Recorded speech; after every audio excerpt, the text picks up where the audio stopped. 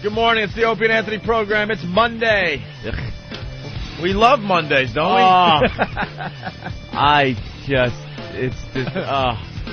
by Friday, Friday at about 10:30, I usually sit in here and go, this really isn't that bad. But Monday, Sunday night, it starts hitting me. Like, what are you doing? I'm up too late. I fucked up my whole body yesterday. Yeah. Yeah, because I went and watched football with Ben and Bill Burr, actually. Bill Burr joining us. Who should be sitting in that seat right now. What happened? What did you do to Bill? I did nothing to Bill Burr. He wasn't drinking, and the point I want to make, I wasn't drinking because, Sunday, whatever. So I decided to start drinking coffee at 4 in the afternoon, which is a no-no when you try to go to bed at 9:30. Yeah, that's still in you. I was watching my Bills, and my Jets. See, I go back and forth. Well, I spent like 10 years in Western New York, so when my Jets are starting to, stink up the joint, then I could kind of, become a Bills fan for a few weeks. No, actually, I'm a Jets fan first, and it was a good game, but we lost. Yeah. And then I was watching the Pats get destroyed. They're now 500, and you're upsetting Ben. Yeah, they're 500, and I was hanging out with Bill Burr. And I don't know, we actually had a discussion about Patrice being late on Friday or not showing up. Yeah, because he was supposed to be here.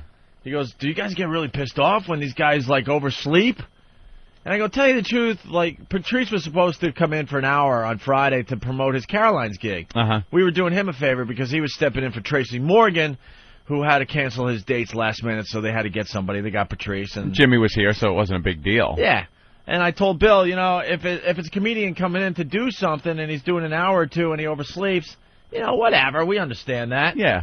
I go, but if you're filling in for Jimmy and you're not here or you oversleep, then there's a problem because we're really depending on you and counting on you, to hang out with us, right?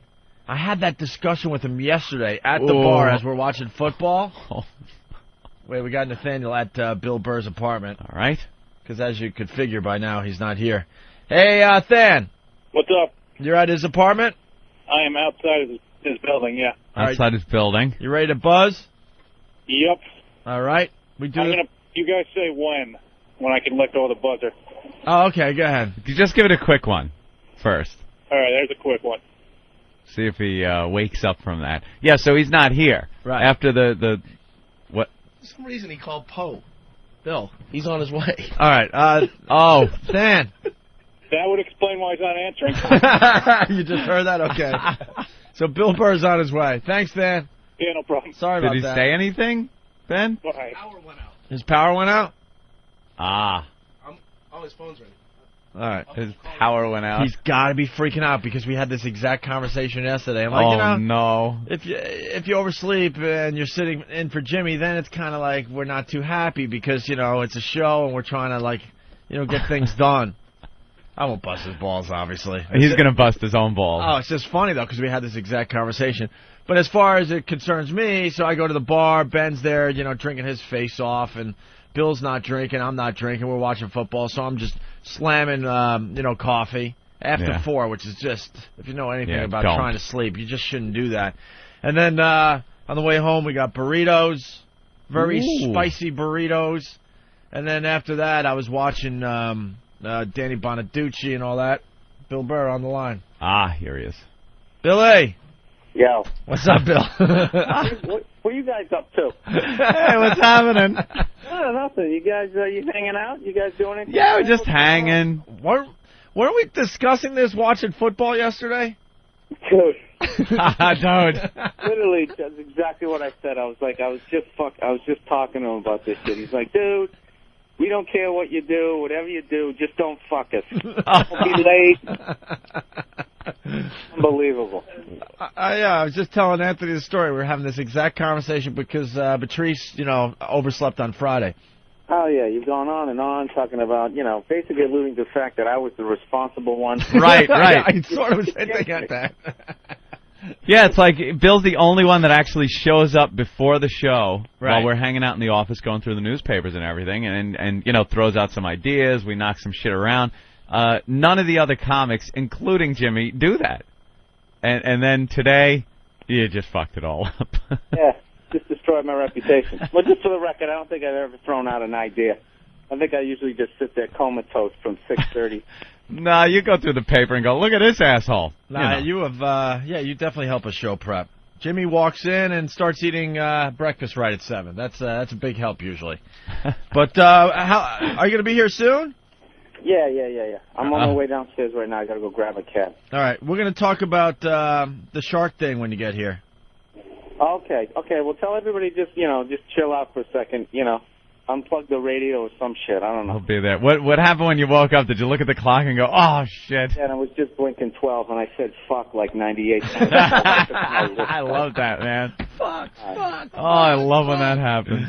All right, I got to Bill. run downstairs. I'll be there in a minute. All right, cool. All right, bye. He almost went at it with a lady with an oversized umbrella on the way to the gym. Oh, last week. With the rain, yes. Almost went at it. I've been known to my thing with the umbrellas is if I get poked, if I get hit in the head, if we just bump umbrellas, whatever. But there are people that are so inconsiderate when they're walking down the sidewalk. They won't move. They won't move their umbrella. They just plow ahead and there's damage everywhere. And sometimes you get hit in the head, right? Yeah. I will like go right after them and smash the umbrellas right out of their hand. I've done it many times. Is that all the strewn umbrellas you see around the city? I've done it many times. Opie's. You could plot where Opie walked by the strewn umbrellas. The look they give you, they think you're insane. They're like, you're insane. Yeah, but dude, they hit you in the head. What are you supposed to do? It's either that or punch them in the face, right? So you knock their umbrella out of their hand. They are completely inconsiderate. So I was going to the gym, and the latest trend with these umbrellas, we had the rain for 7-8 days straight. Have you seen them, Bill? They're oversized umbrellas. The big golf umbrellas. They're ridiculous. They take up the whole sidewalk, and this lady's under it, and she smashed into me, and I gave the whole umbrella, in this case, a push, and she turns around and gave me the look of death. I'm like, I'm right here. Let's go. Let's go. Throw. Let's have some fun. Let's have some fun. He's taking on all the tough customers. Yeah. 70-year-old guy. Old lady with an umbrella. You want to do this? Oh, I'm not saying. Go time, old man. Trust me. That's because usually when I see those big oversized umbrellas, it's usually like a 6'4" black dude. Right. How come you don't push those ones, Opie? I'm not saying that. I'm not saying goes after the little old lady with the hip replacement. Yeah. I'm not saying that my stories are meant to make me look tough or anything. I'm showing the underbelly of my personality. It's bad. Oh, okay. Trust me, I'm not trying to tell these stories so you guys go, way to go, way to stand up to a 75-year-old and his twat wife. I know what it's all about. I understand that. Anyway. I'm calling you Shepard Smith. Shepard Smith? For wanting to hit somebody in a parking spot. He ran into somebody in Florida, I think it was. They were covering some story in Shepard Smith from Fox News. Right. Another reporter was in the spot, saving it for her broadcast truck, I think. And Shepard said, "I'm parking there." And she goes, "You're going to have to hit me." And he edged up, and he just tapped her with the bumper. But her lawsuit alleged, and he came squealing in and hit me, and I hit the hood and fell on the ground, and God, I wish I was. He on wound that up getting jury. arrested for that. I wish I was on that jury. Yeah. Oh yeah. Oh, you don't like that Innocent. guy? Oh, really? I thought you didn't like Shepard Smith. I don't know. Oh, it's Fox News. Oh no, I just thinking of fucking. You're gonna have to hit me. Well, yeah, there I you know. go. Yeah. Good. You asked for it. Exactly. You're gonna have to rape me. Yeah, She asked for it. Exactly. What the fuck? There you go. How is that?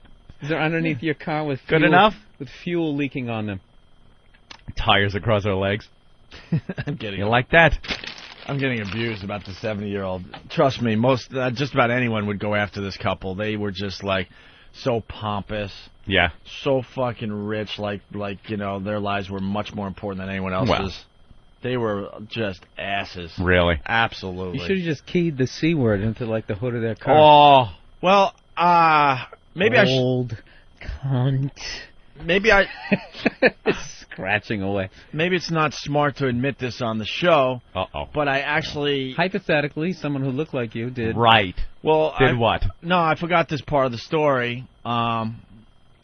I found another parking space, another 15 or 20 minutes, which really just the whole night after driving back from Philly, I was tired, annoyed, pissed off. Yeah. Finally found a parking space another 15, 20 minutes later. And all of a sudden, my apartment's this way, and I'm going this way. That's weird. And Lindsay goes, "What are you doing?" I'm going back for the car. I have to. Oh no. I just have to do something to that car. Oh no. What are you going to do to the car? I don't know until I get there, but I know I have to do something. And I'm like walking, and I got apartment keys and car keys and office keys, and I'm like studying the keys as I'm walking, going, which one will make the worst fucking mark? Oh.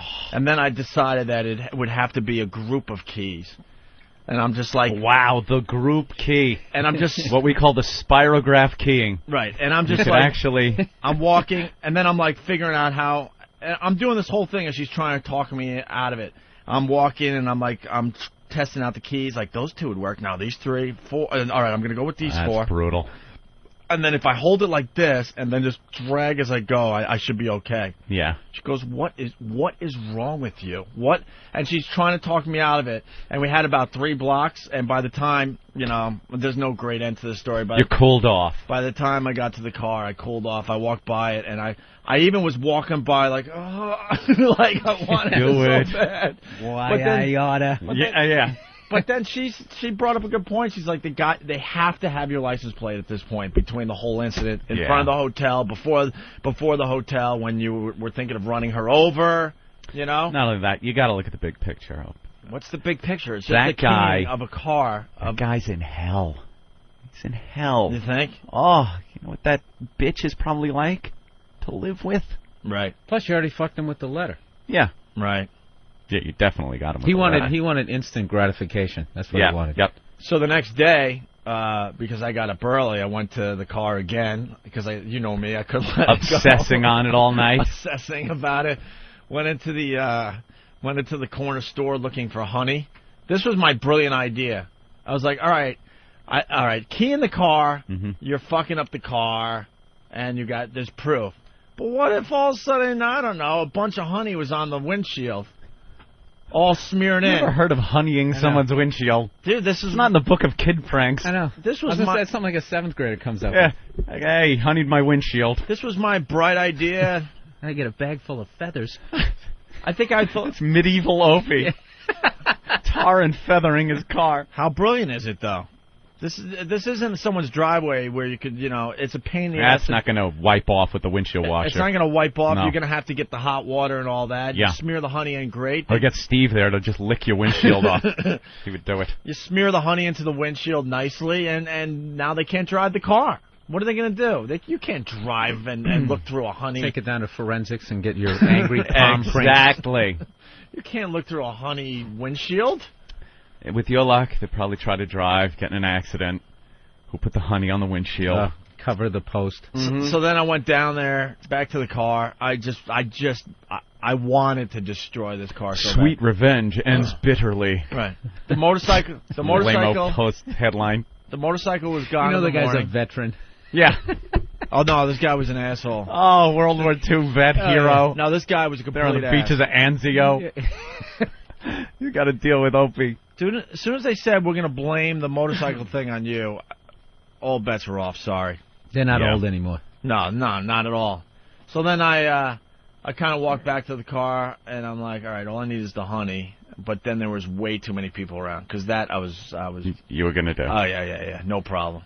Just smear it in, no problem. Never heard of that bit of hijink. Well, you got to be a little creative. You can't do the old. You can't do things that everyone else has done. The old banana in the tailpipe routine. We do the same thing with the radio show. We try to do things no one else has really done before. Right. So if you're going to fuck up someone's car, you can't go with the old school shit that everyone has done. Uh-huh. I want to go with something new and creative.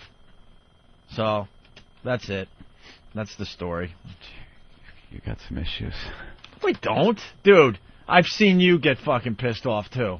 Mine's like, atomic and then back down to nothing. That's what's scary, too. I don't obsess on it. Mine builds. You just... Ah! Yeah. And then back down. Like, I'll get some road rage. But then by the next light, I'm like, hey, how you doing? Yeah, but then... Everything's cool. I love this song. An asshole, too. Yeah. But in that... Listening to this? But in that instance when you go way high, that's a scary time. Dude, Very you're angry. telling me I have issues. I've seen you drive on the sidewalk many times. That's just a logistics problem. That's a problem. You understand that, right? The road is being occupied by something, and the sidewalk isn't, and I have to get from point A to point B. It's not really an anger issue. All right. Well, Bill Burr's here. Hello. We're going to talk about sharks when we get back. Okay? And your Pats. I heard they almost came back.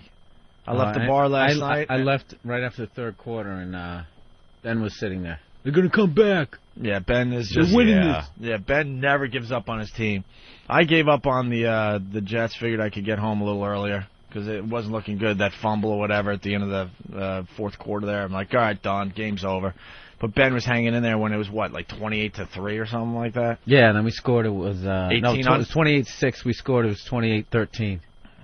You know, he's like, dude, we're coming back. And then he's text messaging me. I told you they're coming back. It's now 28-20. I'm like, all right, yeah, whatever, Ben. They're still going to lose. Yeah. Go home. And they did. And they did. And Vinny was like the tackle dummy, I guess. He got... 5 sacks. He got hit a bunch of times. Yikes. Yeah. All right, Stalker Patty coming in at 9 a.m. She's going to give us a book review on that book. Is it true that guy had to drive around with a seat full of steel mill granola? Oatmeal?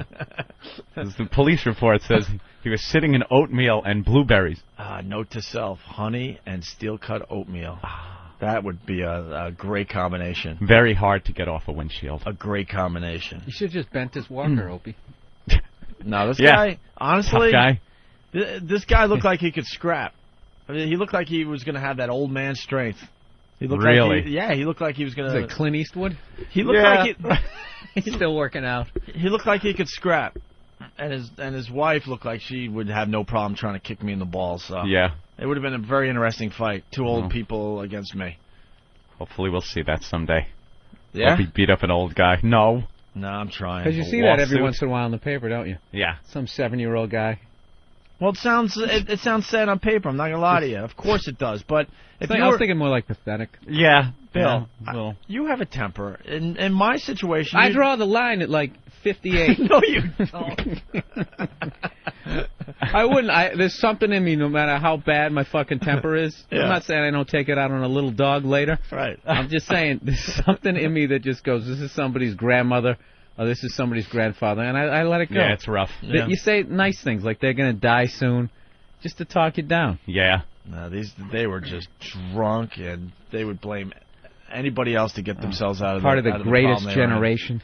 He's going to beat him all with right, all right. He's going to beat him with Tom Brokaw's book. All right. We'll take a quick break, and when we come back, we'll continue. We'll talk about the shark thing. Bill brought up a great point about something I did on vacation, and we're heading toward vacation. Yes, I we are. told him what I was doing, and he thinks I'm nuts, so we'll get into that a little bit. We'll talk about football. We'll talk about the Chinese doing their little space program. We'll talk about Madonna. Madonna, who's like turning Could into... that be any more condescending towards all of China? Oh, your little space program. It's cute. Listen to Anthony's take when we get back. Anthony's going to save me on that. Issue with it. They got a cute little space program going on. Yeah, see if I showed up on time. And you'd have heard that in the office. And also Madonna is turning into mommy dearest with her kids. Someone should take the kids away from Madonna. Oh.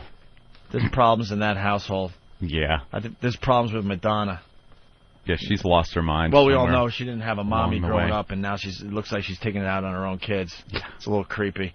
We got lots of show to do, so stay there. Yeah. 400 million. Come on, raise those caps. Yeah, congratulations to the White Sox. Going to the World Series for the first time since 1959, I think. Something like that. Haven't won it since 1917. Never got any shit. Yeah, why is that? No, there's no curse. Nobody ever chanted their year. Boston. Because, you know what? They don't have a rival. Yeah. And if they do, it's some Midwest town where they're just like, oh, that would be mean. Yeah, the Boston-New York thing is just... You don't match that rivalry anywhere else in the country. It's ridiculous. But the closest city is like St. Louis as far as big market like baseball teams, I guess. And I think the Cubs have like the Cardinals. That's their big rival. I'm trying to think what the Indians? For the White Sox, yeah, I have no idea. Chicago's just a weird city. Mm-hmm. It's its own entity. It doesn't like get involved with any other cities really. It's just kind of in the middle of nowhere, huge and We go to war. There's no comments from them. From Chicago? Yeah, they're just there. One of the biggest cities in the country, and they just exist. Yeah, we like to keep to ourselves. Up here, we just kind of keep to ourselves. It's the only city that kind of flies under the radar. It's just huge and just big and just in the middle of nowhere. That accent's fantastic, though. Where do they come up with that one? We don't know much about Chicago. They eat bratwurst. Do they? I don't even know. And if you go to put ketchup on your brat, they flip the fuck out. I did that at a Bears game. Why would you put ketchup on bratwurst? I don't know. It looks like a hot dog. It's early in the morning. Yeah, but isn't mustard a hot dog condiment? I put put mustard and ketchup on it. I stand by it, and I won't get shit from some guy from Long Island. Do you? The fuck? I really thought you were going to go with me on that one. Why would you put ketchup on a brat? I've always been against the ketchup on the hot dog thing. Ketchup is completely a burger thing. All right, then evidently I was wrong. I've done trash a whole fucking city, and you wouldn't go along. It's because I was late, right? Yeah. Well, yeah. I'm sorry. Now you're on your own today. Yeah. I should just stand behind you. Good luck. Good luck, Bill. Fuck you and your premises. Good luck. Good luck. You just improv with yourself over there, Red. Good luck. I'm like taking it seriously. I was just let him go on it, and I'm like, no, ketchup isn't supposed to go there. That doesn't make any sense. I was about to stick up for you. An improv ruining douchebag I am. As far as the hot dogs go, if they're like boiled, mustard. If they're grilled on a grill, ketchup. Ooh. Why would you boil it? You know, like you boil hot dogs. Back in the old days, when Mom was working and supporting you get a hot 3 dog children, off the street from one of these vendors. Dogs. They're boiled. Yeah. Yeah, and they taste like shit. No one buys them on the street. How do you... No one buys them on the street. Well, if I may now interrupt you again. I'm just mean like... Street hot dogs are Nobody very halfway tasty. intelligent buys it on the street. All right, now I agree. Very tasty hot dogs, a little sauerkraut, a little mustard. Nuts for nuts. You ever seen that written on the side of the cart? How's your hot dogs prepared? The only time I ever have a hot dog is when I'm at like a football game, and they always grill up 15 of them, and they're like, "Hey, we got hot dogs. Oh, okay. Anybody want a hot dog? No, Yeah. I want a burger." When they're grilled, it's ketchup. No one ever wants. No one the ever hot wants dogs. the hot dogs. You end up get eating the one out of burgers. just to clear the grill. You end up eating one. No, I won't even do that. I'll get the burger, and then I'll even be the one. I don't care if there's like 3 slices of London broil, because sometimes there'll be the massive amounts of hot dogs, the burgers, and then like some London broil or some steak. Somebody marinated. Yeah, and I'm just loading up on that. Yeah. Fuck everybody. I'm a very important person. Let's say hi to Dan in Chicago. I need the good stuff. Hey, Dan. guys, good morning. What's up? There's a huge rivalry here. Cubs and White Sox, guys. It's huge. How is that huge, Dude, though? how is it huge? I mean, we got Come on. These guys hate each other more than any two teams possibly. Yeah, but it's the same. No, it isn't. Do you notice you're within the same city? Yeah. You guys are your own entity. That means the rest of the country doesn't. Another city doesn't give a fuck enough to hate you. Yes, they do. Everybody does. But no, the thing is, these guys... You didn't say anything there, sir. ...so much that if St. Louis gets in, you know the Cubs fans are going to be for St. Louis, even though that's their rival. Are you saying, as we look at it here in New York, like a Mets-Yankees thing? But that's not a rivalry. Nah. That's like a big brother, little brother. Well, now kind that of we, thing. play each other every year now, it makes it a little more exciting. But I wouldn't call it an all-out rivalry. No. Like we would rather hate the Red Sox before, Oh, absolutely. Yeah, whenever they do the top 10 rivalries in sports, I can't ever remember the White Sox-Cubs coming up. Well, yeah, top of the list. Oh, it is. I'm telling you, this place, we have had so much coverage on the Cubs and how bad they suck for the years and years and years. But finally, the South Side is getting some recognition. All right. The baddest part of town? The baddest. All right, Dan, thank you. Go Sox. Go Bye. Sox. I'd like to see the White Sox win it I'd all. love to see it. 30-year-old song reference. Not bad at all. All right, and then where are we going with this show? You want to talk about the shark thing really fast? What's the shark thing? Well, I'm going on vacation. I'm going to do a little scuba diving. Uh-oh. Stupid. Hopefully, Stupid. hopefully no fights will ensue. Yeah. But I was hanging out with Bill Burr yesterday. We were watching football with Ben. You city guys. Discussing getting to work on You time. just call on the cell phone. Hey, meet me down at O'Leary's or something, and you go down and you watch the game or something like that. It was a we cool joint. socialize and we leave. Socialize. We leave our homes. God, that's got to be something. It was a cool It's a joint. city thing, though. It was a cool place. No. City thing. I live on Long Island. I'm like Raymond. I don't want to do it. Too long. Got my parents next door. I never hang out because you guys are here in the big metropolis, and I'm out in the suburbs. Well, you should come in and hang with us. It was a good time. We had fun. And then I was telling Bill I'm going scuba diving, whatever, and that's when Bill goes, "What'd you say? I don't want to." I think I just said that. No, I just started asking you questions. No, you you already knew I was against it. No, but you were freaked out because you're like, Not as long as you live under my roof. You were against it? I know, right? It was really parental, wasn't it? Yeah. I'm just telling you right now, Opie, I don't approve of no, it. but how did the conversation go? Because you go, I would never do that, and I said something like, why? And you're like, well, there's things in the water that are bigger than you. Oh, yeah, that's why I don't go in the ocean. Okay, that's everything what in there is bigger than you and can swim faster. It can kill you. We're king shit out here on land, Exactly. in the air. We're the top of the food chain. Occasionally something gets screwed up and a lion grabs someone, but for the most part, top of the food chain will kick any animal's ass. If you give us a gun, Yeah. then we are. A gun which we built and fashioned as a weapon. You know, sorry I you don't wasn't have trying the to take any- opposable thumb, Shark, but I wasn't trying to take You any know. credit away from us. He started defending humans, God. which we fashioned. We came did. up with that. We didn't We- steal that from any other animals. That was 100% ours. We have documentation. Right. God was very sharp when he limited the handout of the opposable thumb. At for what just point do you such think an the first occasion. caveman realized when he looked out of the cave and saw shit flying around or running around, like, dude, I got to get a stick. Yeah, I need absolutely. something. Something probably attacked him, and he's trying to like punch it, and it really wasn't panning out. Yeah. He might have lived through that and say, next time that happens, I'm going to carry this with me, a little club or something, or a big rock, and then you start pummeling, and then fast forward a little while, and nuclear weapons. Nuclear weapons. I mean, pointing at all your enemies. pretty big progression there. Melting Pretty the good. polar ice caps. Yeah. So Bill doesn't like the ocean because, they're bigger and faster. And we're not king shit down there. Once do you you leave the earth, the outside air, it's over, Johnny. And I love the water, and when I'm in the water, I do feel like I could maybe handle myself. But now that I talked to Bill, I don't have a shot. Dude, if, when if I a go- shark is coming. When I go to the beach and I look at all those people, or drive by the beach, I should say, all the Drive people by, yeah. in the Don't go to water, the beach. it's just, you know what that's like? That's like when you have a fish tank at home, you just tap the little cap, the little bait, right on Right, top of the right. surface. That's what those fucking people are. And they just come up and bloop, bloop, start Yeah. picking off. Yeah. God, that's a great way to look at And it. I have absolutely no fucking sympathy, unless your plane crashed or you're trying to, like, escape Cuba or something. Right, right. There's no reason to be swimming in the ocean. So you don't in go there. swimming at all? Not even quickly, not even up to your waist? I mean, you're also dealing with the fact, man, I think if I could get it some sort of a tan, I think I would, maybe I would look at the ocean a little bit better. But Yeah. How do Nah. you compare that to, walking around the streets of Manhattan?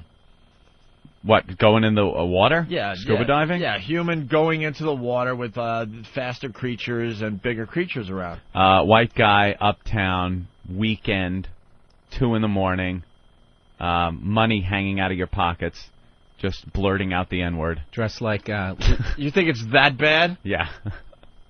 Think it's that. think about it, dude. I mean, you're White guy basically that doesn't work out, money falling out of his pockets Yeah. everywhere. Acting a little drunk convicted of race crime. Picture on the front of the post. that day, right. Yeah, somehow eludes the authorities. And that is equal to white guy just going into No, the acquitted of race crime that he clearly did. The rioting has already begun, Right. and you walk down there. Yeah. See, this is what the fuck I'm talking about. Right there. Oh, man.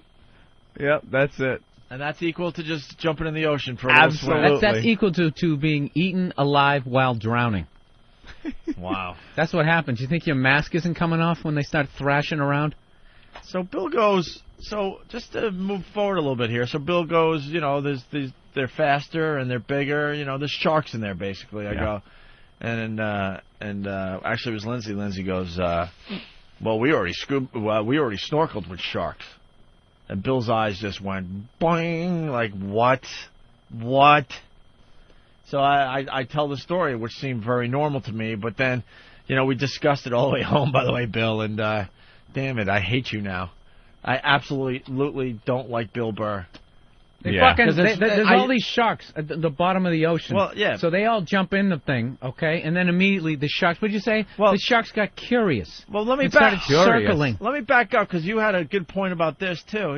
The guy's kind of he's a little genius over there. Bill Burr is very, very smart. So we're going snorkeling. Don't swim with sharks. I'm a brainiac now. No, but you bring up good points. Hundreds and hundreds of people listening to this right now have snorkeled. You snorkeled, Anthony. So yes, I went on this snorkeling trip the last time we had vacation in the Bahamas, and you go to 2 locations, and they drop you in. It's like, oh, look at all the pretty fish. It's like you're in a fish tank. See all the nice colors. The fish are maybe the biggest fish you see is as big as your fist tops. They're all colorful and nice to look at. And nice and. So we got 2 sights in us, and the third one was going way out in the ocean. It's like the Nemo cartoon, right? Right. Yeah, exactly. All colorful and cute. Comes to Yeah, life. the first 2 times. That's what they do. Yeah. They stick you in these nice little things. I forgot what you said, and I hope you remember because it was really good at the time. And then they put you in the ocean. I said it's basically like you take a couple of self-defense classes, and then they drop you in Rikers. Oh, yeah, that's it. Go ahead. Defend your asshole now, buddy. That's it. Hey, you did great in the dojo for a couple of days. And a couple of crescent kicks. Right.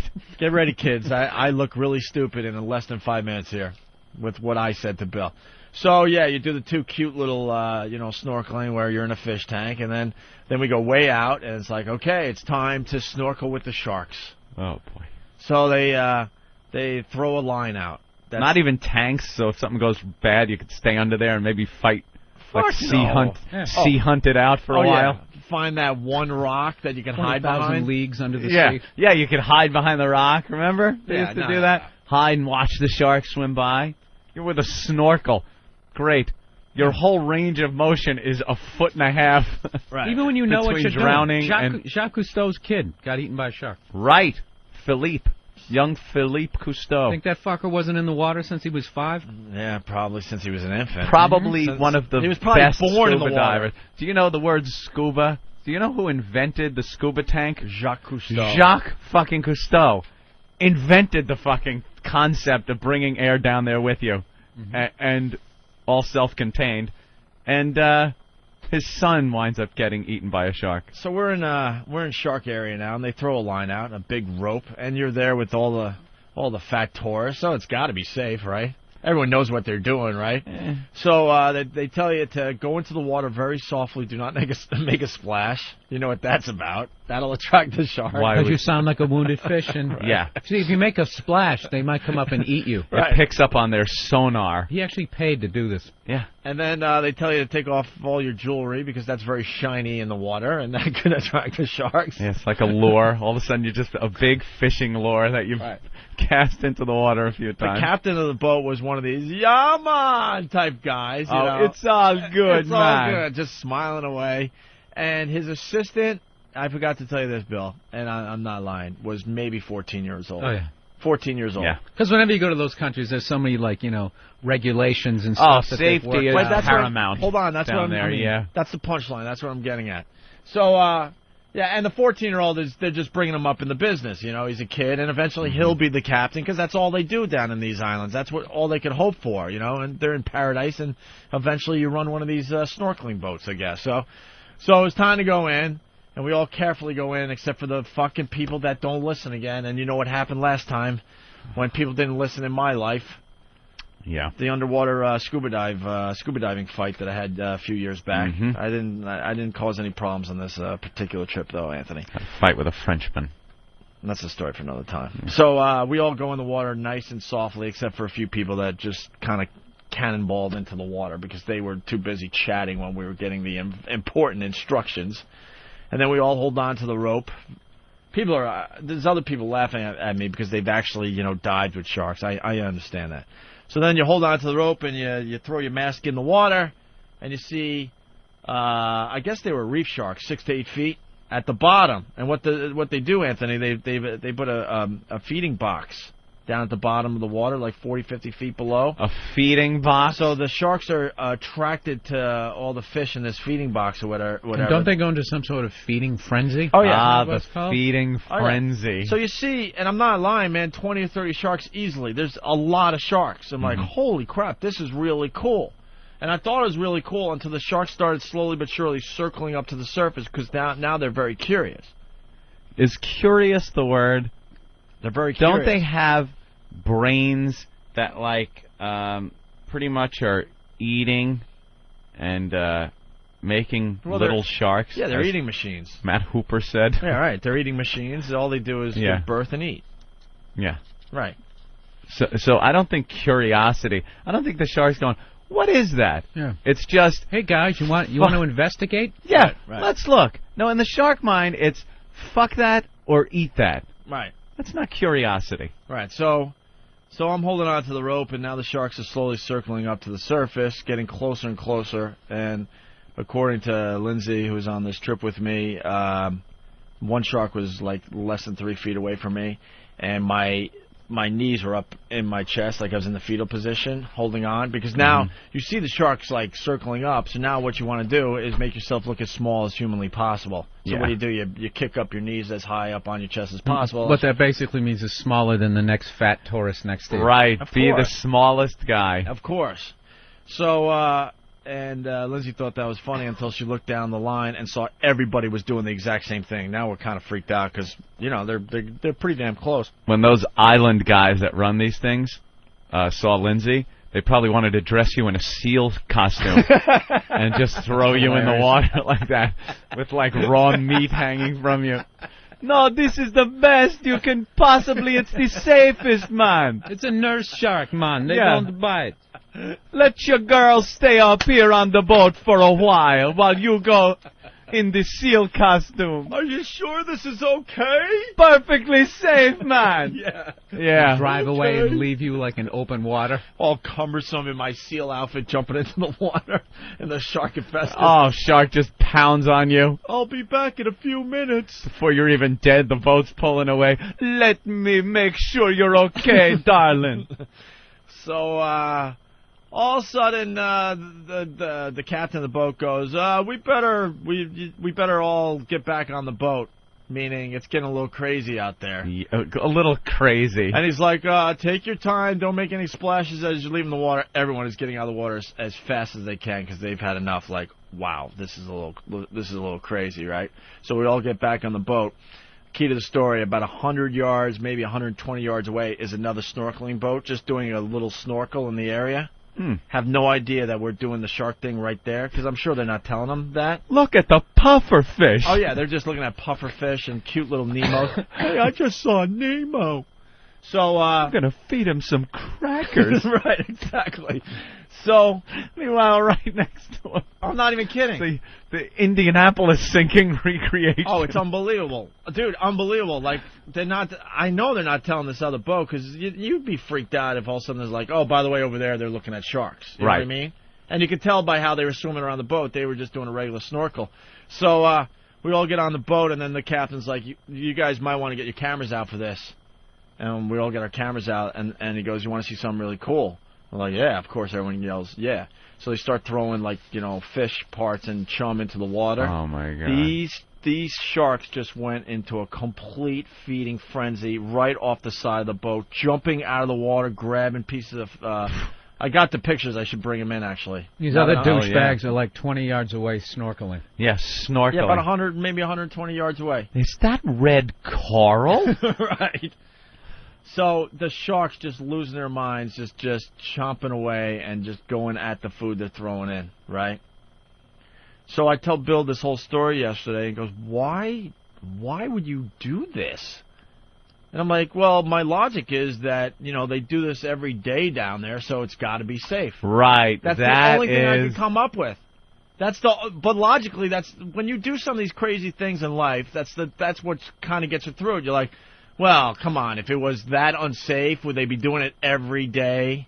The bungee cord jumping and the parachuting and all that. You got to think, okay, they do it every day. It's got to be safe on some level. And that's when Bill brought up that, they don't have the same regulations as they have in America. He goes, you think you could do the same fucking thing in American water?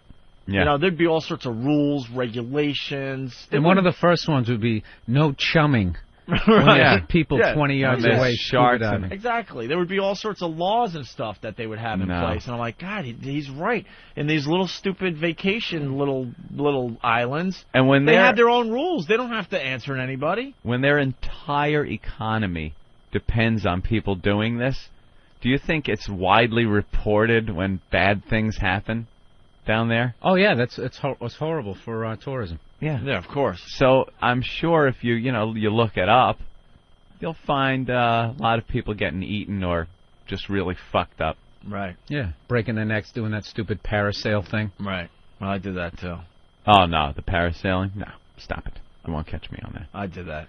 No. That was a little crazy. You did that too? Oh, yeah, I did the parasailing. I could never do silly. that. I would just be thinking of Jaws 2 when they had that underwater shot of the water ski. Oh, yeah. Yeah. No. They I'll bring swim it. in a lake, man. That's it. I won't, Lakes are scary. They are scary. Yeah, lakes are scary. They're dark, Because they murky, don't give deep. up their dead, remember? Right, the cold water, the pirate down there. That's right. They don't give up their dead. Because of the cold water. Well, yeah, they just don't float to the top. Arr. Right down to Davy Jones' locker. But Bill Burr brought up that good point. Like, they have their own little laws on these islands, and they don't have to listen to anybody. They just assume it's going to be okay, Yeah. They're like, we've been throwing chum in the water for years. One guy got bit, so we got good odds, so we'll continue doing it this way, There are places you're relatively safe. Like, there's a whole safety, I don't know, you could probably graph it out on your daily activities. That's called Europe. When you're sitting at home, when you're driving, visiting relatives, like just everything. There's this like safety factor, the green zone, and then there's the red zone where things you do that is like, all right, this is definitely I'm taking my life into my hands to some degree, and I think diving with sharks is pretty far up in the middle there. of a feeding frenzy. Right, as they're chumming in the water. That's probably up there in things that could get you really fucked up. Well, Rob in Seneca Falls, and I've been on more than 100 dives, and even when we have encountered large 8+ foot sharks, they have no interest whatsoever in divers. Bubbles, tanks, 2 flippers, etc. scare the hell out of them just about every time you see them. Never see a diver get eaten or a big chunk taken out of his leg. It's just never happened, right? Right? That guy, you've just been one of those lucky guys. Well, when I've gone diving, every time just before we jump in the water, you always got some cowboy on the boat that's in charge of the dive going, and hopefully today we'll see a shark. And I'm sitting there like, well, hopefully we won't. Just lose my mind. I just want to go down like 75 feet or whatever, maybe a little more, and just hang out. That's what I like. I want to see the fish. The only thing I want to see if I'm snorkeling is the fish that you can hang buy out. at Petland discount. Like those type of things. Oh, look, a neon. Oh, look, it's an angelfish. A kissing gourami. That's all I want to see. Nothing bigger than that. Let's say hi to Jason in Arkansas. Jason! Hey. What's up? Oh, man, my first and last open water dive took place down in Destin, Florida. We went about 5 miles off the coast. It was supposed to be a tugboat / a jewfish dive. I had no idea what a jewfish was. Guy said it was a grouper. I know what grouper look like. They're not that big. Not? We get Wait, groupers are huge. Some giant groupers. Yeah, when they get really huge and older, I guess they call them jewfish. Anyhow, we get down the line. There's a whole gang of us there, dive masters there and everything, and we get down and circle around the tugboat, and there presents the big 500-pound jewfish. I mean, it's just fucking monstrous. Is he saying got Jew? Lips. The lips are so fucking huge on this fish that the only thing I could compare it to, and I have never seen it, would be Ben's hog just wrapped around the mouth of this fish, right? So we get down, the fucking fish, we get up close to it, all of us get up close to it, the fish singles my fat ass out, like, looking at me like, hey, what the fuck are you doing down here? And starts following me around the fucking tugboat. Not everybody else, just me. And I start to panic, and the fucking dive master comes up, looks at my rig, says, man, you need to go back up. You're expending too much air. Yeah, he's sucking too much oxygen in. Oh my God, it panicked the shit out of me. This big 500, I was 375 when we were doing this, and maybe the fish was a little intimidated. I don't know, like, hey, get the fuck out of here. Yeah, I want to lay one into this guy or something. I don't know, but I started going back up, and that was it. Scared the shit out of me. Never been diving since. And it's a Jew fish? They call it a Jew fish. Why? It's a great big. I don't know. It's just a great. I guess when they get older and just gigantic, they call them Jew fish. Huh. Jew fish and group are the same thing. All right. Thank you, Jason. Just the horror, the terror of having to, like, punch a fish as he's coming at you to try to defend yourself in that environment. It's not like a dog. A dog's just trying to bite you. This thing's trying to eat you. Trying to eat you. Yeah. Oof, no. No. Sorry. You feel the water around you getting warmer with the heat of your own entrails. You can't even defend yourself because you can't see the fish through your own blood in the water. Oh. But he sees you perfectly. Fish vision. And there's no way in the middle of that panic you're not thinking, why the fuck did I come down? There's no reason for me to be down here. No, sheer panic. It's great down there. I love it. It's like a paradise. And other scuba cliches. It's like a paradise. You know what I like going down down south oh my when God, I go to I'm not Florida? doing that. I go to Florida and I like that they discontinued it, but the Captain Nemo's sub at Disney. Oh, you're in the sub. There are plastic fish on fishing line floating in the water. Oh, they finally discontinued that? Oh, that's the type of fish I want to see in that kind of safe environment. I actually went on that like 10 years ago thinking it was going to be a cool ride because you're at Disney. And it stink. You're like, what the fuck is this? And then you see the people walking above you. We're now descended to a depth. We're going down to a depth of 2,000 leagues under the sea. And what they do is then they bring the sub, which never really goes underwater, under this waterfall, right? So that all the windows you look at get these massive bubbles. You're not under the water at all? No, the thing never goes underwater. No, the boat itself, basically, it's like having this shitty cabin on like a cruise, where you're like literally under the water Underwater, line. yeah. Your windows are under the water line, but the rest of the sub is above. It's not watertight. It's not, it's not a real submarine. You're on a track that keeps the sub at the same depth all the time. Right. All you have to do is look out, and you just look up, and you'll see that you're literally a foot under the water. No matter how deep they say you were going, we're now 20,000 leagues under the sea, and they'll turn the lights down so it's darker, and they'll show like glow-in-the-dark fish on these tracks where they just swim in circles. Right. It was horrible. Well, I was taken out of that game because after they said, we're 20,000 leagues under the sea or whatever, 2,000 leagues under the sea, you hear, Mommy, ice cream, Mommy, ice cream, yeah, you hear the muffled voices of kids above you walking by. Yeah, it kind of takes you out of it. takes you out of it. Kind of ruins the illusion. All right, I understand we weren't 2,000 leagues under the sea, but could we go down maybe a half a league? 20 feet, maybe? Right, Jesus. Why don't you give us a little effort here? Not even asking for a full league. Right, how tough is it to make a 10-foot pond that you can maybe dip us into? Plus, like, places like Six Flags and all of them just totally caught up with anything Disneyland had and just blew by them. Yeah. To the point they're killing people. Yeah. Literally killing people with their rides. All right. Every time I go to Six Flags, something fucked up happens. Yeah. I will never go on one ride over there. Somebody's always stuck like 600 feet in the air. Mm-hmm. This ride is closed. Yeah, the safety bar didn't work, and they flew out on a 90-degree turn at 60 miles an hour. There's a big yellow tarp over their bodies, and like, okay, we're just going to use this side now. And they put the happy, smiling, closed for maintenance, waving guy sign in front of the line. I don't think so. As some poor worker is, hosing your remains down. Put a mourning family with blood on them sitting there. This road's closed. Some 5-year-old flew out of the teacup. Yeah. He was impaled on the Main Street sign. Closed for maintenance. Let's say hi to Jeff in Texas. Jeff? Yeah. What's up, Jeff? Oh, man, nothing. Just I got a little dive story for you guys. I was going to tell you about those damn Jewfish down here. Okay. And they are, in fact, they were called the Jewfish for a long time until, I guess, the Jews started screaming about it. Now they're called Goliath grouper. Oh, okay.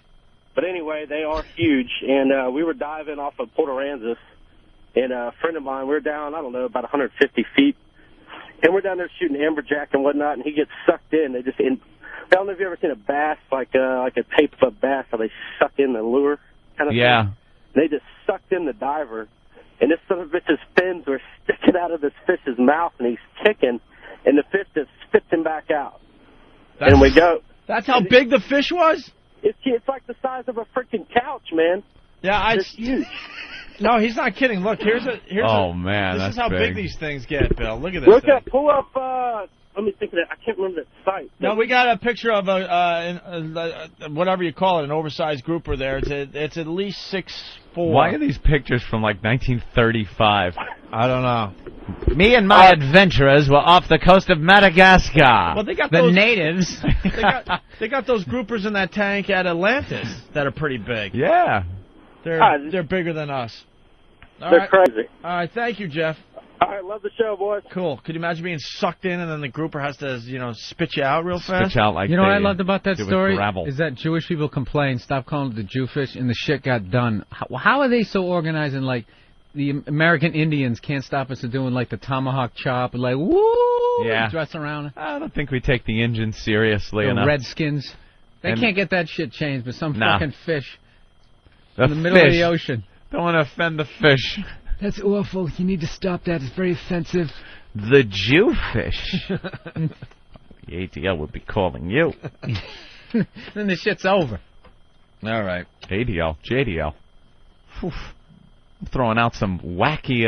I bought it. Did you? Yeah, I bought into it. No problem. All right. Confident. Yeah. I did. Ass. Okay, we got lots of audio to get to. We're going to do Lawrence Taylor. He's got a video game out that's very controversial today. Of course it is. But he's getting the headlines. Also, we got bird flu teases. We have a story on New World Trade Center Museum. Oh, boy. And that's why I got rat eyes today. Man, do I got rat eyes. I got hooked on another goddamn video game from going to the stupid... Can we talk about it in a minute? Electronics convention. Sure. Could that be our whole video game thing. Could that be a little tease? Certainly. I'm just stopping you because I got to take a leak if that's all right. Oh, you got to take a leak? Yeah, I got a leak. And I want to listen to you very closely. Righty right. All right, good. So you were saying, Anthony. Well, we went to the electronics convention over there at the Javits Center on Friday. Oh, we got to say hi to everyone we met that yes, indeed. That day. It was a lot of fun. Mm-hmm. A lot of fans coming up and saying hi and saying they love the show. Then a lot of people saying that, man, I love you guys. Hey, thanks. How long have you had XM? Well, I don't have it yet. Maybe this Christmas. It's still weird to hear that. There's some people that just don't have it, haven't been listening to the show. Hopefully they've been downloading stuff. Well, you got the Audible.com. That has all our shows. That's right. And other things. DirecTV starts soon for us. That's going to be huge. It's another one. And now I'm hearing we're going to be on XM Canada, so I don't know what the hell's going on with that. Yeah. Talk with Elo, did you? A little talk with Elo, yes. Mm-hmm. XM Canada is happening. All right. We're flying under the radar, and we should just keep it that way. Try. We try on a daily basis, Elo. Yeah, so before we went over to the XM display to meet our fans, I went over to Microsoft. I was looking at some of the games. They had a great display over there, Microsoft. A lot of games playing on beautiful widescreen monitors that I have not been able to find. I want to get my hands on one of these things. How wide are those? Is it like a letterbox? It's widescreen, so it's not letterbox. The whole screen's taken up with a widescreen version of the game. A lot of these games now have an option to be played in widescreen. So you get a lot more of the game visually in front of you, which is, great for games. The more, the better. And it was Age of Empires 3. I've been playing Age of Empires. It's been a dated game for years, but it's still very entertaining. And 3 came out, and they just improved everything. The gameplay, the graphics are unbelievable. Now when you wreck a city, when you just pillage a city, the whole thing fucking comes apart like that. Like every building's blowing up. The graphics on the water, the ships, like everything's really like stunning detail. And the guy's showing me the whole game, and I was like, "This is great." I said, "When does it come out?" He said, "I think he said the 18th." So what? Tomorrow, right? Okay. What's the date? Yeah, tomorrow's the 18th. And so I go home, and I download the demo. I see the demo's available. Demos stink. Great for the gameplay. no save feature. Well, what's up with the demo? You get to play a shortened version of the game or something? No, you could play an entire game. You're limited to what civilizations you can play. So I was England, and I'm going against, like, Queen Isabella or something, and you got to build your armies up, build your population up, get resources, advance to the next civilization so more things are available to you, better weapons, better troops, upgrade the troops. Like, it's just a whole game of gathering enough resources to pay for the upgrade of the troops to go and kick the other team's ass. So Bill set up walls. I was just going to interrupt. Bill, do you have time to play these type of video games? I mean, I kind of dropped out. Grand Theft Auto was the last one I played. It just totally took over my life, and I just couldn't fucking do it anymore. Yeah. These days, a game really has to be good for me to jump in and really have it take over my life for a while. And this one's always, done some damage to my time. That's what's scary with these new video games. They're taking up a lot of time. Yeah. The old days, you played a little Miss Pac-Man or Asteroids. If you were good, you were playing for 15 or 20 minutes one game. Now that's like nothing in gaming. You get bored. That's like just turning on the system and getting everything set nice. And I don't like just run and shoot. That's why I don't play console games. I don't like a lot of just run, shoot type gaming. I like the computers because you could really get some detail. I like micromanagement on these games. I like being in charge of everything. And but those are the games that take a long over time. Here. I am. Oh, yeah. Building up his army, sending slave ships over to Africa. Yeah, pretty much what I was doing. I mean, they're basically teaching white people how to be like extra, evil. This one, I was just taking over Indians.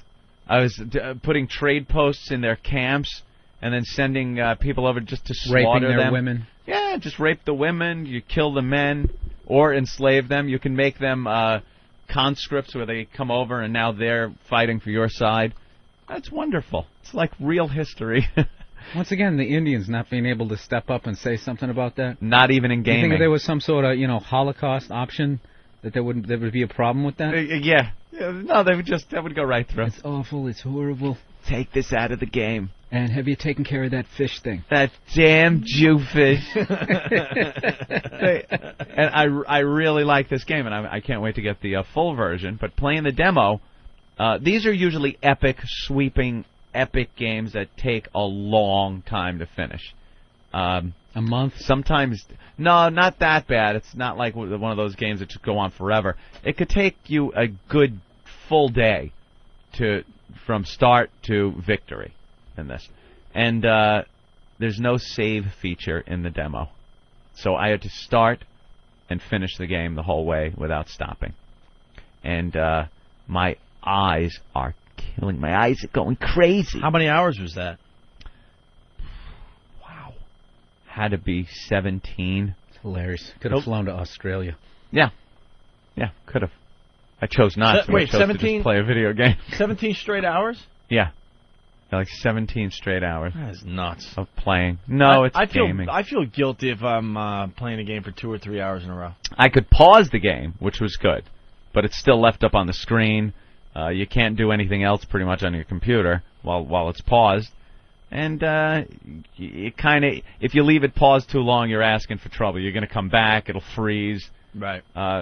So, I could pause to take a leak or eat, but then you start right back up again. 17 hours. Yeah. Bill, that's nothing. Yeah. Wait, he's doing so some if you started at 8 in the morning, Uh-huh. you would just keep playing until 1 in the morning the next day. Yeah. Yeah, just keep playing, keep going. Yeah. It really is a problem. That would have been 17 hours, by the way. Huh? Wouldn't that be 17 hours? Yeah, Isn't what we said? We said Did you say 17 hours. 17? Yeah. Why am I thinking 18 hours? And look at me. I got 1 hour on more. Bill. Watch what I know. Sorry. 17. That did include, pausing the game to I was waiting for you to give me some shit to be sushi. like, so wait a minute, if I started at 9, then it'd be 2 in the morning. Right. I thought you were going to go that route. Like, who cares in the end? You're right. I'm at a zilch. And so, it took quite a while to finish, but I'm digging the game. Yeah. It's great, and I can't wait till I can actually stop and save it and open up the other civilizations because I was just playing. So the victory England. is when you're like the dictator, I guess. Yeah, the game I was enslaved. playing. There's campaigns, so you can really you have to take over a large portion of the Europe. or the Americas to win. This one is just a skirmish. It's you, your team against some computer-driven, or online you can play against other people. And you have to defeat them. It's total defeat is the win. And they kept sending troops over. Could take days. Could take days depending on... There's options for... You can have an army of, 50... or actually a total population of 50, which would include your villagers that have to build things and your army to defend the village or go out on an attack. But you could jack this up to hundreds of soldiers and villagers that go out and try to take over this other country. And they just kept sending over... And I don't know how they do it. Well, it's the computer. So the computer's doing everything perfectly, time-wise. So every minute, another wave of their soldiers is coming over trying to wipe me out, hitting the walls. I set up like towers so they shoot back at them at the entry points, at these choke points I made. Bunch of troops just at the choke points. So every time they would send an army, mine would just wipe them out. And then I'd have to make new soldiers for the ones that I got killed, and then another wave would come over. So I waited till one wave came over. How did you make new soldiers? Did you rape more women? Rape more women. No, there's barracks and stables to make the cavalry, and you got to create them. But you need like wood, food, gold, supplies, which your villagers have to go out and collect. If you don't have enough of that, you can't make anything. Jesus I thought you went into Latin American mode. Yeah. And when the enemy comes over, they can kill your villagers who are mining for gold and things that you need. So all of a sudden your army runs out. Now you have no resources, no army, and you're called what's on the run. So they're sending soldiers. You have like 3 of these villagers left that can't do anything, running around the map, just trying to get enough time to build something that can make an army. And they find you and they hunt you down and try to kill you. God. But last night's strategy was to build ships that could take out their barracks, because they had a lake and they kept the ships. They kept their barracks right by the lake. So I figured I'd get a couple of ships, send them over, blow the barracks up. The second the barracks is blown up, they can't make any more army. And then I sent everything I had over to their side, and it was a wonderful victory of death, destruction, screaming, and buildings and walls falling down. I like the new feature in this. The old feature, the people would just get hit and kind of drop and disappear. This one, they fly off the ground. They could bounce off rooftops. They have like a ragdoll thing where they end up in the water. So it's visually stunning. The deaths. Very nice. Wonderful. And then, da-da-da-da! Victorious flashes on the screen. And 17 hours I won later. 17 hours later. Pat from Boston, what's up? Hey, guys. Hey. Yeah, man. Hey, Ian, if you just waited another 48 hours, you could have played at your own leisure, you idiot. Yeah, but I couldn't. It's video gaming. There's no waiting. If the demo is there, you got to play it. Remember in the beginning of the show, Ant said, I have problems. I think we all have problems. They're just different problems. And then later on that night... You can't sit around waiting for the game to come out if you have a version of it ready to go. I had the demo. And I know the demos are very frustrating at the limitations, but I had to check it out to see what it was like, because I saw it at the And 17 hours is nothing. My brother has a roommate who has pretty much given up on just living his life. He lives his life enough to survive. He goes to work so he can pay his bills. He barely sleeps at this point. Gets home from work at whatever, let's say 3 in the afternoon, and will play the rest of the night almost until he has to go to work again. Online gaming.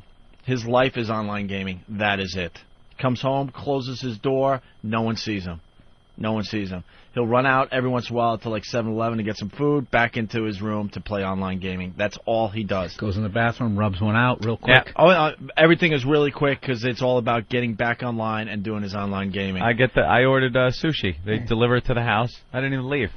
It's like, order sushi, and I'm sitting there, pause the game, dip, eat, unpause, play as I'm chewing. Pause. But see, you got some edamame, shove that in my mouth. But you got protein. But you got a life outside that. I'm talking this guy probably Monday through Friday plays 12 hours a day minimum, and you got to sleep and work in there. Remember that. Yeah. He probably works 7 or 8 hour days, and he's got to sleep a few hours too. Yeah. And he's still probably averaging maybe 10 to 12 hours a day on his gaming, and then weekends, forget about it. It's around the clock. Mm-hmm. From Friday after work all the way to Monday, it's just around the clock. And that's his life. He does nothing else. it'll be 100 degrees. I'll be visiting, my family and stuff. I'll go over to see my brother, and it's like one of these sick, beautiful summer days. Like you just want to be outside the house, and he's in his room with the shades down, online gaming all day long. That's all he does.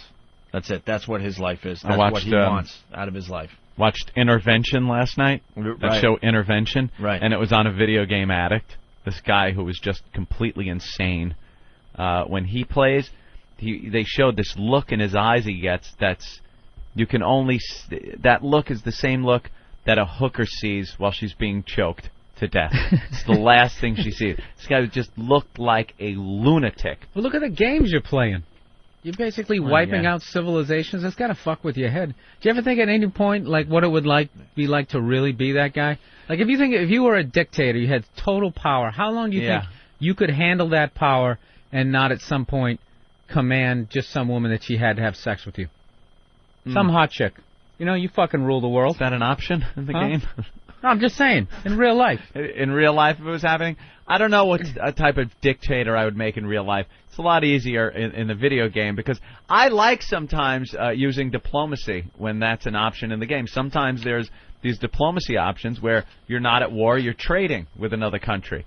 And you can sit there, but usually it's kind of an ulterior motive. You never started to trade with them and then just nuke them? Well, it's an ulterior motive because as you have this truce, I'm like Hitler. It's like, it's truce. I know I'm only supposed to build a defensive army, nothing, but I'm just building up the biggest assault army. And after a while you go, I'm gonna lob a shot over the wall and see what happens.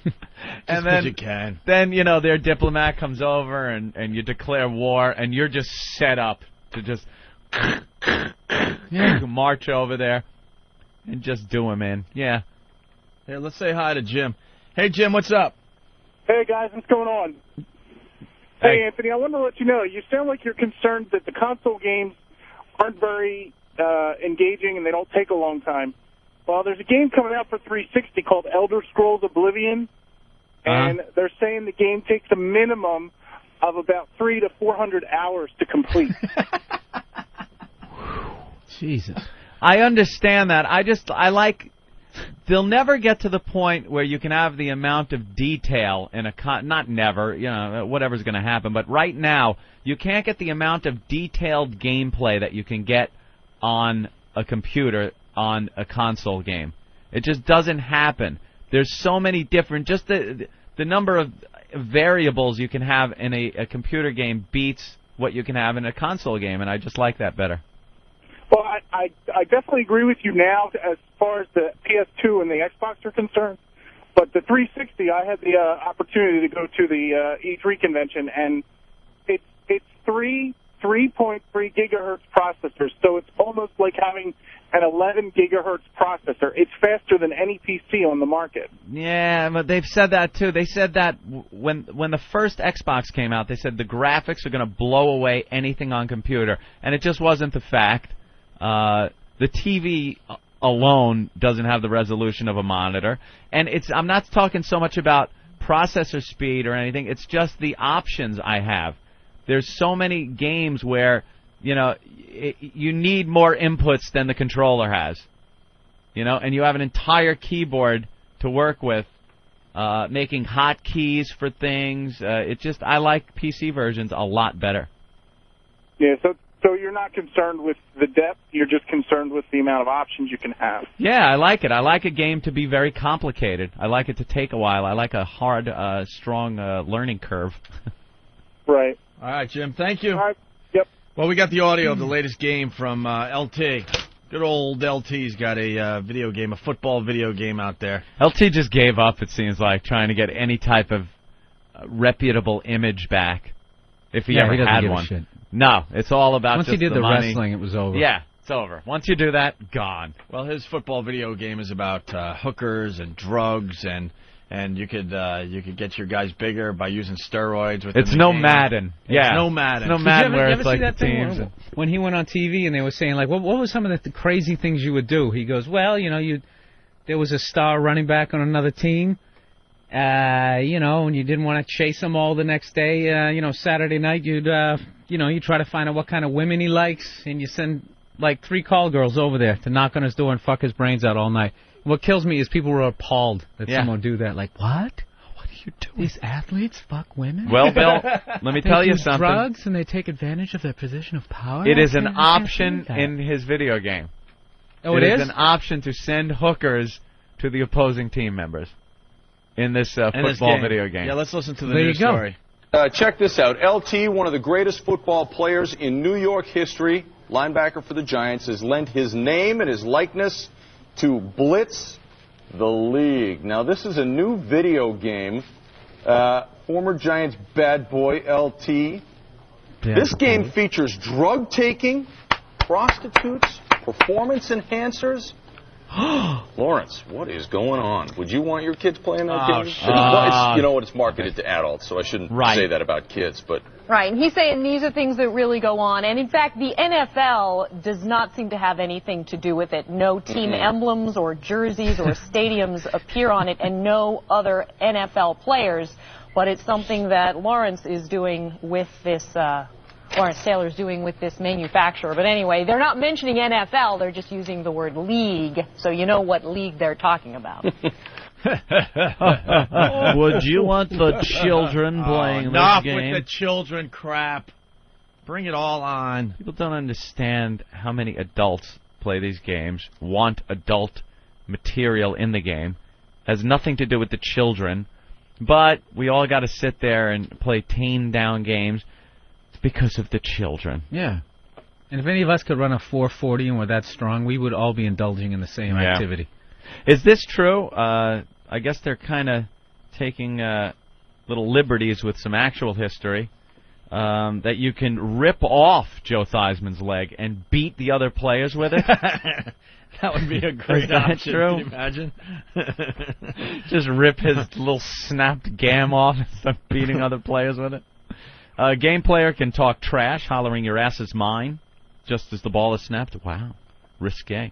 Broken bones, torn ligaments are shown on an X-ray screen, after which the game player must decide whether to send injured gritters to the hospital or treat them with painkillers and put them back out onto the field. Wow. I want to play this game I want now. to play it, yeah. I so want to play this game now. Yeah? Yeah, of course. Video game company chose the Hall of Famer linebacker as that's his credit now. Chose the Hall of Fame linebacker and deadbeat dad to be the voice behind Quentin Sands. That's the character. They could have gone with Freebaser. Yeah, Freebaser. No, deadbeat dad. That's great. It takes a video game player on a tour of the dark and seedy side of professional football. You gotta love it. That'll sell. I want more of these games. That was like that show that they had on ESPN, and the NFL wanted to take it off. What the hell was that show? Yeah. Where they showed the underbelly of football a little bit, where they were doing the drugs. Nothing like this. Right, and what the hell was the name of that show? I don't know. They took it off because the show stunk. Playmakers? Yeah. Thank you, Ben, from The Office. Yes. Okay, we have a clip from that intervention show about the video game addict. Yeah, this guy was just crazed. Just gotta wait for it to do what it does over here. Okay. I was playing Shinobi. The final boss took me 8 hours to get to him, and when I finally killed him, my heart wanted to explode. To relive that moment, it would be something to the tune of, "Yeah! Take that, you That's right!" And it was better than my first kiss. So what's wrong with that? This guy really enjoys his gaming. What's wrong with that? Well, they were saying... I've had that same excitement playing video games. Absolutely. When you finally get past something that you couldn't get past for a long time. Yep. Yeah, of course. Or you stand up pointing at the TV. Fuck you! Fuck you! Yep. They were talking to one of the shrinks that were there at his intervention when they finally did it. And the shrink is telling his family that video gaming is really bad if the person playing starts living that life more than their normal life, and they start actually seeing the characters that they're playing on screen as the way they are. And he's sitting there, they show him playing with a crazed look, and he's like, "I am Max Payne. I am a man on a mission. Like, he's talking and saying this But stuff. is he playing it up for the camera? That's what I was thinking. You know, we're all jaded because Is we he doing see a how Danny these stupid Bonaducci? things work. I call it doing a Little Danny phony, Bonaducci. Yeah. Little over the topness. A little over the top, knowing you're being filmed. He might have been doing that, but that look in his eyes just showed me he really, really was a crazy guy. Everyone else is buying into the Danny Bonaducci show. The guy is obviously very, very smart.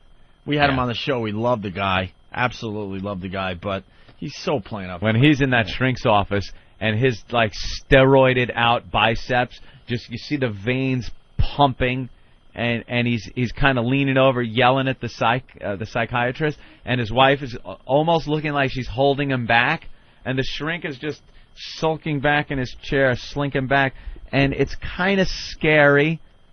Do you think that's, like, put on? Because he looked like he was going to hit him. He says, you know, my wife is fine when we're Outside out, this office. and then we come in here, and you start talking, and she fucking hates me, and he looked like he wanted to lean over and kill the guy. Anyone else get the impression that the shrink needs a shrink? Yeah, anytime he's you a little shrink, off. He's got He his is own a little problem. off. He's got his own. Anytime you shrink has like problems. plastic surgery. I mean, like how well Yeah. adjusted is he? Yeah. He's got a facelift and Botox. Yeah. It's like, Yeah. dude, you want to tell me some of your fucking issues before Maybe I your delve into my self-image childhood? problems are a little off. His hair is highlighted. I don't believe in that shrink crap. Have you ever been to a shrink? Yeah. You have? Do you believe in it? The work or anything? No, you know what it does? It becomes more of a tort. Like before you go there, you're in like this ignorant bliss. Mm-hmm. Some broad I was dating was like, you know what, you really fucked up. You need to go talk to somebody. And I knew on some level she was right. So I go down and talk to him, and all you do is just figure out your patterns. Oh yeah, and then you just become completely aware of the fucked up shit you're doing as you continue to do it. Really? Oh yeah, this is why I'm doing this, and it's like you're a robot and you can't stop doing it. So. But why is he the expert? Why is he the expert? Some guy you just pay whatever for an hour every once in a while. Like all of a sudden he's an expert on your life because he sees you. Yeah. I don't get it. That's the same feeling you have when you take an acting class, and the person teaching the class, it's like, okay, you're not making $20 million a movie. Yeah, so why am I listening to you? Yeah, and you're going to tell me how to book an audition? Right. I think it's more also, it's just about talking to an outside party. It's one of those things you can't sit there with any of your friends and talk about everything that's like bothering you. So it gives you this outside party that you can talk to, and hopefully through this talking, it gets all the shit out of you. I get bored with my friends and family just always agreeing with me. It's like, yeah. Yeah. Hey, that check didn't come the other week. You gonna send that out? Yeah, you really want to hear my shit, don't you? I went to a psychologist. Wasn't even like a psychiatrist, like some counselor guy. Back when I guess I was about 22, and I started getting like anxiety. All of a sudden, I'd be like just freaking out with anxiety, just feeling anxious, not knowing where it's coming from. So I wanted to, figure it out. And there was no internet to just look it up. Right. So I go to this guy, and he's like, "Well, you just need to learn these relaxation techniques. Here, lay down, and we'll put this like sensors on your jawline, and then to hook it up to this, which amounted to a video game. You had to keep the balloon." This balloon in a certain area through relaxing your muscles. And then I was sitting there going, all right, that kind of sounds cool, if you could learn these relaxation techniques. But I noticed if you clenched your jaw, the balloon went up. If you relaxed your jaw, it went down. So I'm winging this thing through an obstacle course, just using tricks. Yeah. Not being relaxed. I'm using my jawbone as a controller for a game. And he's like, "Oh, that's good, that's good." And I'm like, "No, it's not. This guy doesn't know shit. Oh, it's terrible. Getting no answers. I didn't even want it. I just wanted to know what it was. I didn't even want to know how do you fix it, how do you do that. Just what the fuck is this?" The person I went to, they just kept asking me questions. And then they Really? would just let me talk, and then I never really learned anything. Anything I did, well, why would you worry? This old Jewish lady that's... Oh, great. Really? Well, why would you blah, blah, blah? And then I'm fucking talking, okay, we're out of time. That's what the problem is. That's what I have a problem with. All of a sudden, you're out of time because someone else is waiting in the waiting room for their stupid hour. Well, I really think... All right, I'm going to tell you now the real problem. Okay, next time you come in... But I was at a breakthrough. Right. Let's say hi to Brian. Brian, what's up? Hey, I think what those guys do, number one, they've got a degree in the whole psychiatry thing, so that's why they can tell you what's wrong with you. But I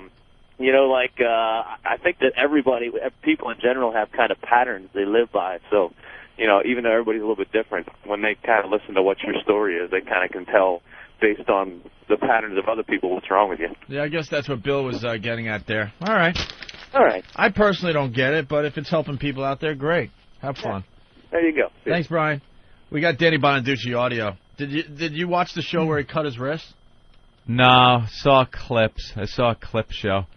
I watched that Soup on Friday, and they replay it on Sunday. Talk Soup has made a huge comeback. It's just called The Soup now. Yeah. And the host is, I doing the guy a grave disservice by not remembering his name. Haley, I think his last name is, or McHale, or I don't know. He does a good job. He does a really good job. Very funny, sarcastic, and it went from being Talk Soup, which was just talk show clips back in the olden days when all they had were a bunch of talk shows on TV, to now they just take on all subjects: reality shows, the news shows, and talk shows. Right. And it's really good. They get all the funniest clips and just goof on them. Speaking of funny clips, we brought to everyone's attention on Friday. Remember the reporter on the Today Show in the canoe? Joel McHale? There you go. What? I got it, Dan, before you even showed me the paper. What was that? That's the host, Joel McHale. Oh, okay. Remember we called that reporter out on Friday on the Today Show? Actually, the Today Show had fun with it as well. That was a big story over the weekend. It was a huge story in the paper. We brought it to everyone immediately. Yeah, the canoe. You weren't here, Bill. Oh, what happened? We had a lot of rain for a week to 10 days straight, so they went down to Jersey where there's some bad flooding, and there's real bad flooding. But this lady chose to find an area that wasn't that bad, I guess. So she got in a canoe and made it look like this is the only way to get around. So she's canoeing in the street. She's in a canoe, canoeing as she's doing her report, right? And just as she starts her report, she's only 2 seconds into it, two workers walk by between the camera and the canoe to show that the water is barely up to their ankles, and walked right through the shot. And my God, that's hilarious. And instead of trying to cover up, I found out, because we only could see the video. We can't listen to the audio, obviously, when we're doing the radio show. But I guess Matt Lauer and Katie really made fun of the reporter. Talked about how instead of trying to cover it up, how two holy men must have walked by walking on water, which is pretty funny. But we saw it live when it was going down, so we talked about this on Friday. And then the newspapers over the weekend had a whole story about it, like how she got caught and stuff, and she was making believe that she was canoeing in deep water, and it was nothing. So, whatever.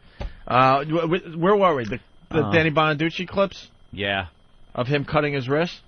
What do you think about that whole cutting the wrist thing? Well, I heard you talking about it.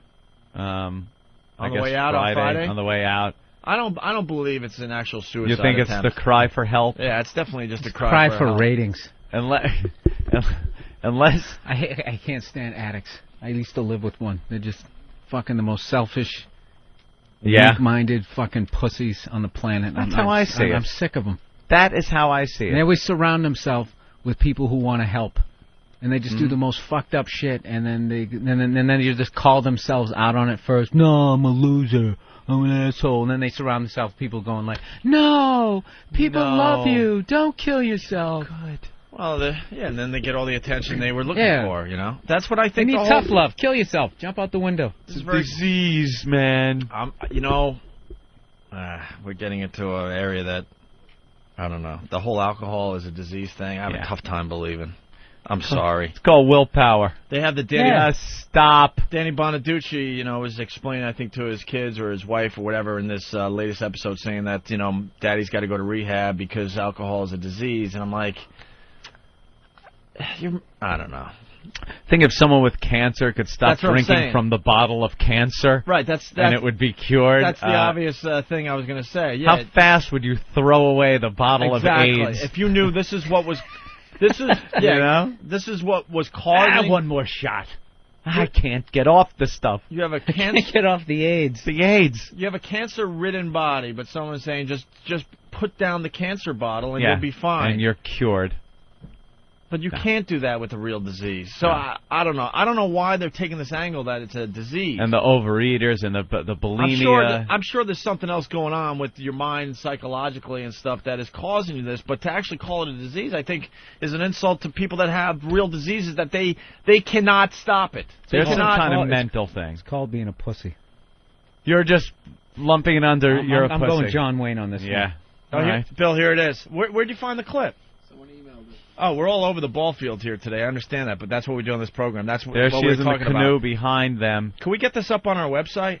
Because we talked about it on Friday. But look, those workers are just walking by. So they deliberately walked through to fuck her. Oh, they had to. That's wonderful. I have no idea, but she just, she's trying to be all dramatic and give us that little twist of fear, and she got caught bad. Yeah, before they walked in, that could have been 20 feet of water. Steve, you want to throw that on the website? A lot of people want to check that out from Friday. Oh, you got it up there? Okay, cool. Go to opieandanthony.com.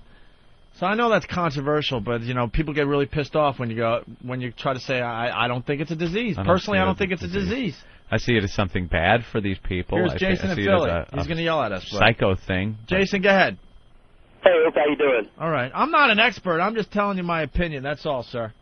Well, you said about the cancer stick or the cancer, they would get rid of the cancer. People still smoke every day. Yeah, they're called pussies. Yeah, right. That's not what Put you the said. cigarette You said down. that put the cigarettes down, but they still smoke every day. I like the guys that have the cancer or the heart problems, and they're still smoking. Yeah, like and eating what and more? drinking and all that other stuff. What more has to happen? I could say to you? you're addicted to it. Yeah, but it's a disease. Not a disease. You're addicted to it. Right. Yeah, alcoholism is a disease because it's been proven it's a disease. No, I mean, my mom had it her whole life. My dad had it his whole life. I don't know, man. I think that's a cop out. I believe you can be addicted to stuff, and it's tough to get out of that pattern. But to call it a disease. What about the raging alcoholic drunk that just one day on his own, without the 12 steps, without religion, just goes, you know something? I am fucking my life up, fucking my family up. How about I just throw away the alcohol? And they do it, and it works. Know what they would say to you? What? You didn't have the disease. Yeah, but I went back. I did it, and I went back to it. All right. Well, that's being weak. Jason, you're a weak person. Being weak. No, I never said I was strong. Jason, I know this is controversial. I just don't buy the disease angle. I just don't. No one trying to quit smoking puts that cigarette in their mouth, lights it, and then 2 seconds later goes, holy shit, I'm smoking! It's this conscious decision to take the cigarette out of the box, put it in your mouth, light it, and if you're trying to quit during that entire process, you're thinking, man, I really shouldn't be doing this. I want to quit smoking. And you're lighting it up. No one's holding it there. No one's lighting it for you while you're pinned down. And then it's kind of a cop-out. Mommy has a disease. That's why she's, slamming back shots in the kitchen as she cooks. It's a new propaganda angle. Yeah. Put on it. It's not a disease. How many raging alcoholics are flipping out, gripping their steering wheel right now as they listen to this shit? Right. It's a disease. It's got to be, please. If it's not, I'm really fucked. Here's Danny Bonaducci talking about it as a disease. So, just so you know, because I've always been square with you about this in the past, that nothing new and or terrible has occurred. You can just, feel when it's coming back. And, you can drink like a gentleman for so long till something bad happens.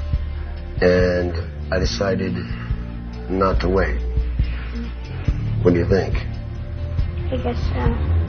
Why can't I go with you? Because I just can't. I've got to do something for grown-ups, not little boys. I go with you. No, Mommy, next time. Okay? Are we okay? Yeah. Yeah? I'm sorry about this. It's not your fault. See that? It is, my dear.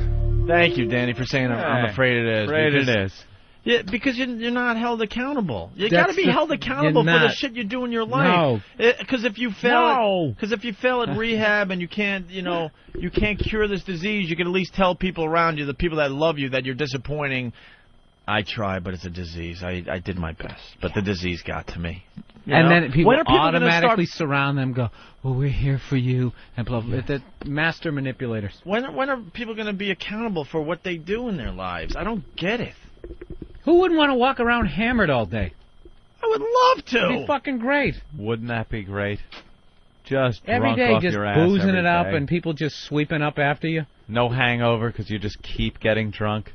Sure, why not? I love this. Yeah, any problem you cause, your loved ones are there. We're there for you because you have a disease, cleaning up your messes. Yeah. Steve in North Dakota, what's up? South Dakota. It said ND, bro. I'm sorry. I'll let it slide. All right, what's You're up? diseased. Hey, I'm a raging alcoholic. It's no damn disease. Why? Because you choose to be a raging alcoholic? Well, no, I'm still a raging alcoholic. I haven't had a drink in over 8 years, but it's just having your head all fucked up is all it is. It's something that's fun. People enjoy it, and you get selfish and don't want to give it up because it's so much fun to do. Leukemia. Yeah. That's there a you disease. Go. That's a disease. Let's go all the way out to You Cape can't go Cod. to a 12-step program to get rid of leukemia. No one gets pissed if you spill your chemo on somebody. They don't go, hey, motherfucker! You're in a bar, you're all drunk, someone spills their beer on you when they're all drunk. You're like, you motherfucker, watch where you're going. I can't help it. It's a disease. That's it. If your dialysis tube breaks and your blood spurts all over someone, they're not going, hey, I'm walking here. I'm so sorry. Your feeding tube springs a leak and you're squirting people in the face. Maybe if your colostomy bag broke and got on someone on the subway. I could see him getting pissed, but not for the same reason. Let's go to Cape Cod. Ryan. Hey, how you doing? Hey, Ryan. Love you guys. All right. I'm a big opponent, actually, of the 12-step programs. Having been in them a few times, the number one precedence is that you are powerless over your disease, and I just didn't buy into that. And surprisingly, I can still have a drink or two and call it quits today. So it is possible to get over it with willpower and a strong mind. I don't necessarily see disease, except in certain extreme circumstances where the body really does shut down. But I just don't see the cop-out of disease thing. It's a willpower and a state of mind. It just seems like it's more of a cop-out than anything. I don't know anything about the program, so I'm not going to trash those guys. I know they're doing a great service to many, many people, but it works for some people. But the problem I have is calling it a disease. I just don't get that part of it at all. Yeah, I actually agree with you completely. I saw in Penn and Teller's Bullshit, they did a whole thing on this, and I saw that the success rate for people that go into the 12-step program is exactly the same percentage-wise as people that have just decided to stop and really stuck with it through willpower and just stopped drinking. Same exact percentage. Let's go to Mike in Yonkers. He says it is a disease. Mike? All right. Yo, what's up, guys? Hey. Yo, we are not responsible for addiction. We're responsible for the recovery. It's a disease. It's not an excuse. You see what I'm saying? How is it a disease? It's a disease. The disease is not the alcohol. It's the fact that they can't stop drinking. When you take that first drink, then you're powerless. Yeah, that's no willpower. That's not a disease. Exactly. No, it is. When your body physically needs it. Now, here's the thing. It is our addiction. I'm on my way to rehab. It is our choice not to pick up that first drink. So it is not an excuse. I am not defending that. It's an excuse. A lot of people will use it as an excuse, but it's not. When you have that first drink and you fucked up, didn't you know before you put it in your mouth that this was going to be bad? Exactly. But why then? Why did you have it? What goes on in your mind that actually keeps you from stopping drinking that shot? That's where I need the willpower myself. That's willpower. It's not disease. Yeah, nobody's it's addicted willpower. to cancer. Yeah, no one could go, geez, if You know I what I could mean? just stop with the cancer, but I can. I love it. It's enjoyable. It's a disease, and I'm disease. addicted to it. And how else am I going to get laid? Exactly. You're right. I'm not saying it's an excuse. It's definitely not an excuse.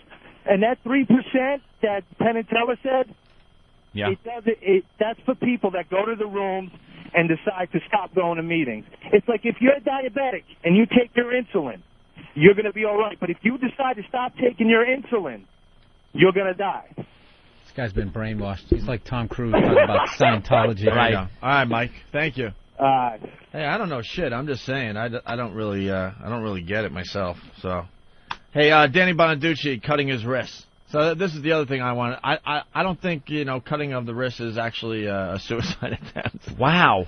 Which I way know did he go? Vertical or horizontal? Well, if you go vertical would be That's up when the arm. you're really trying to kill yourself. Yeah, up the arm, I would say you're trying to kill yourself. Oh, yeah. Oof. Anything you do and then you just sit there and think about it, I don't know. Like they say pills are really a cry for help. Because a lot of people that take pills usually wind up calling somebody and saying, I took a bunch of pills, and then you're off to the hospital. And you know you have enough. They're fine. And there is that time. Enough time. It takes a while, unless time. depending on what pills you're taking and how many you're taking. But most of the time it's... Plus, wasn't there a camera crew sitting time. there as he's cutting his wrist? I mean... yeah, I don't know. I don't know how it went down, but... You know, he's fucking up this reality TV for everybody because now it's like, extreme. It's extreme. It's extreme stuff, and anyone else pitching a show, they're going to be like, yeah, whatever. Did you see what Danny was doing for 8 weeks on VH1? Mm-hmm. Here's him cutting his wrist or explaining it, which is pretty cool, I think. She comes home at 3 in the morning and tells me she wants a divorce because I've gotten so mad about the strippers. Wow. So I say I can't live without you. And she said, well, you have to. So I cut my wrist. Oh, here comes the crazy and I'm bleeding. And it doesn't work out well, so I cut it again. It's just not bleeding enough. And I say, you see... Jesus. It's not bleeding. I wish VH1 had the balls to play the Benny Hill music right there.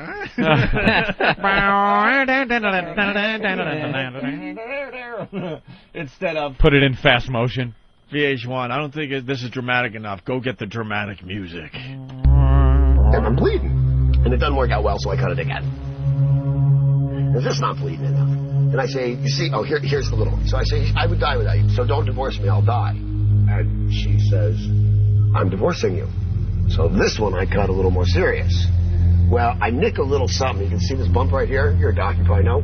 It starts shooting blood for a little, it's not that bad. It's certainly worse than that one. But it's bleeding an unreasonable amount. So she flips out and is going to call, I'm assuming, an ambulance, and dials 911. Well, 911's the cops. 911's not an ambulance. So I take the phone and I hang it up and I smash it on the ground. Well, the cops show up anyway, and I'm shooting blood. They put me in handcuffs, and they take me to the psych ward. So anyway, so that was kind of fun. And I'm sure there's a bunch of other parts. This is so ridiculous. Why don't you straighten up and stop, he's being an asshole, and then you just, fucking... He's great, because he's doing exactly what these reality shows are looking for, just a train wreck, you know? And then you got the therapist there. He's never had this situation in his stupid L.A. office before, And he doesn't that therapist probably has a headshot. Have you seen his face? Yeah, the way it's all pulled back? He's like a TV therapist, basically. And he's just sitting there... I guarantee that therapist has more problems than Danny Bonaducci. Guarantee it. Drew from Houston says people choose to keep smoking and end up with lung cancer. Lung cancer is definitely considered a disease. Yeah, and people that drink end up with cirrhosis of the liver. That's a disease. That's a disease. Brought on by your selfishness and lack of willpower. Yeah. Now you have that. Well, everyone's the end result is right. You end up with a disease. Yeah. We have... you don't, die from drinking because of the fun that you're having while you're drunk. For the most part. Guys, here it is. Ready? Matt, California. Not a disease. Joel from New Jersey. Is a disease. Matt from Ohio. I had cancer and I was an alkie. Jim from Alabama. It's all bullshit. Oscar. It is a disease. Frank from California. I'm a recovering addict. Bob from Philly. I'm 48 days out of rehab. There is evidence it is a disease. Happy from Wisconsin. Alcohol, not a disease. Shane from Montana, not a disease. Yeah. Which one would you like to go to? It doesn't matter. I think we have stirred up some controversy today. All right, let's go to Bob. Let's go to the guy with the reference. Bob in 48 Philly? days rehab. Hey, boys. How you doing? Hey, What's up, Bob? How are you? All right, listen, I struggle with the same thing, man. Is it a disease? Is it not a disease? But see, the alcohol and the drug abuse is actually a symptom of the disease. It's not the disease. The disease is obsession and compulsion, which is actually a clinical disease. It's chemicals in the brain that are released, that make you obsessed and compulsive about getting your drug of choice, your alcohol and such. But see, I still have trouble believing that, too, because I'm like you. I'm like, well, just don't pick up. Don't use. Don't drink. But, they're throwing evidence out there saying, it is a disease. So I'm struggling with it right now. All right. Well, good luck to you, Bob. Hey, have a good day. All right. Hey, You too. All right. Well, enough. I mean, whatever. That's just our opinions on that. I got the 2 clips of Danny and his wife in the therapist's office. Where you were saying, like... Oh, yeah. He looked like he wanted to kill the shrink. This is great. Listen to this clip. This is where Danny demands that Gretchen tell the doctor she loves him. Yeah, this will help in a relationship when you're having problems. Yeah. Are you in love with me? Please look at the doctor and say, I am in love with my husband. I know it from the bottom of my heart. I'm in love with my husband. I think I'm at a place where I can begin to feel that again. Wait. So you're not... Please stop But this. you told me this way. This is going to get bad now. Gretchen, Yeah? I'm in love with you. And that's all. There's no but. There's no couch. There's no if she'd sleep with me. It's painful that you won't sleep with me. So what? I'm in love with you. Never sleep with me again. I'm in love with you. I hate it that you have a staff of thousands, yet tell me you have no time for me. Keep them and have no time for me. I'm in love with you. You treat me terribly, and I'll stay in love with you. I can't help it. It's like breathing. You're everything to me. Could you look at the doctor and say, I'm sure I'm in love with my husband? Can you? Yes or no? Are you in love with me? I am sure that I am at a spot where I can, because now that everything has come apart. You promised me. You said you would tell the doctor I am in love with my husband. Danny. Wow. Oh, boy. She's so trying to get you to care with that music in the background. Yeah. I don't. I'm just going to go, he's treated you like shit. He fucked around on you. No, I don't love you. Right. You've treated me terribly. He's out there just fucking strippers and fighting shit. with trannies. And then saying it's a sex addiction. Steroids. I have a disease. All right, Yeah. Here's Danny. I like to fuck whores. Here's Danny flipping out on the doctor. This is the clip you were talking about? Yeah. It didn't work out for me the way I hoped. I hoped it would work out better than this. See you, Doc. You know what, though? The whole deconstructing the house, good job. You're f***ing with my house now. I'm digging you less every second. Digging you less. Cool world. Damn it, Gary. God damn it, Gary. Danny. Lenny. This has to happen for us to start over. Okay? It has to. It's not healthy what's been going on for both of us. No, it's not. And that's when you try and take away your love again. Are you doing something to my wife that is making her behave differently than she does outside your door? Is there some voodoo that you do that makes a woman outside that door be desperately in love with me and not right there? I wish I could take responsibility. Is there something you're doing? What the is happening around here? Please stop, okay? Yeah, know what it is? Like, she has protection in the office. Right. You know, because they're at their home by themselves. Yes, Danny, I You love love me? Yes. If she started going, I'm at a place right now, boom, right in the face. Right. Yeah, of course, when they're at home alone, she's going to be saying Yeah, that. She's scared not shitless. stupid. The guy's got scars and bandages on his wrist, and he's asking her, do you still love me? Of course she's going to say yes. Steroid needle in his shoulder blade. But in the office, she feels a little bit protected, you know? How easy is it to write scary music, too, with a Casio? You just need 2 notes, and you just keep going back between... Yeah, just really slowly. All right. Let's go to Dave in Texas. Dave. Hey, boys. Hey. I was married to an alcoholic, and I don't know if it's a disease or not, but if she wasn't drinking, she was spending money, and when we ran out of money, she'd find some other fucked up deal to do to make everybody's life miserable. And to me, it's just a matter of being grown up. You know, as far as smoking and all that, it's not dying you worry about, it's living, boys. I want to do a line of coke or smoke a joint. As long as you don't let it rule your life, it's not dying I'm worried about, it's living. Little moderation, sir. I agree There with was you. on Intervention last night. Also, it's a 2 addict thing. One was the video game guy. The other was this woman. She's got 2 kids from one marriage. Got a husband now that seemed completely gay. I don't know what the hell's going on there, but wasn't part of the story. And she would eat, I guess, for breakfast and lunch, the normal woman is supposed to take in 1,200 calories. By 2 p.m., between 8 and 2 p.m., she had taken in just about 6,000 calories every day. She used to puke it up. Now 6,000 calories? 6,000. Eric was handing me something in the middle of that. 6,000 between calories? 8 in the morning and 2 in the afternoon. Holy Because she has shit. to stop eating like that when her husband gets home at 3. Right. And they showed her driving to McDonald's and other fast food places. She'd get like a Blizzard, and then she'd go to some other place and get nachos and pizza. And they just showed her eating, and she's talking about how, I only feel good while I'm eating, while the food is with me and I'm eating. And they just show her shoving food in her face. And she goes, the second the food's gone, I feel terrible about myself and I just want to get it out. And she was fat, stuff. It wasn't even working out for her. And what she would do, because she didn't want to vomit anymore, she hadn't puked for quite a while, she said, she was taking laxatives and water pills. So these, the water pills get the water out of your system, and the laxatives, we all know what that does. And she must have been. I want to get in touch with her to enter her in our contest, because I'm sure what comes out of there on a daily basis. And she's crying that she wants to stop, but it's can't. And again, the disease thing comes in, and you need help and stuff. She's shoving this shit in her face. She knows what's going to happen afterwards. Right. But can't stop eating. Wow, we caused a lot of controversy. I mean, you can see people yelling as Danny types what they want to talk about. What is Chip? They kind of typed it up weird inside. Goes, I have cancer. It is not a disease. Chip.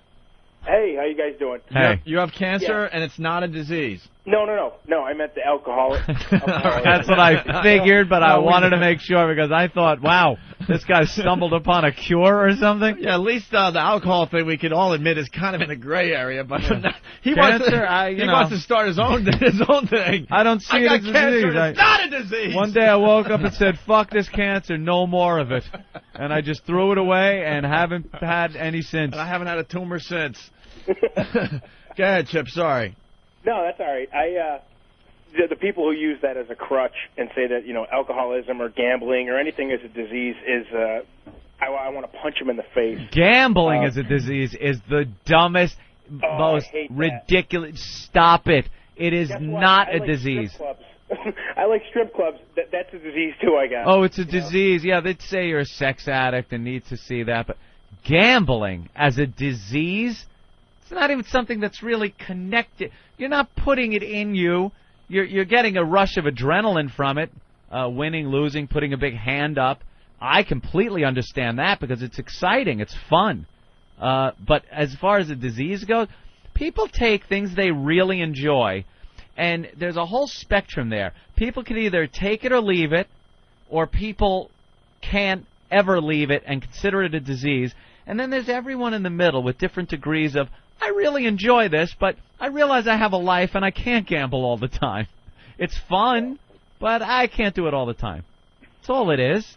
It's being selfish. So you have the big C there, Chip, and you're saying alcohol is not a disease? What? Yeah, selfishness is probably the best description.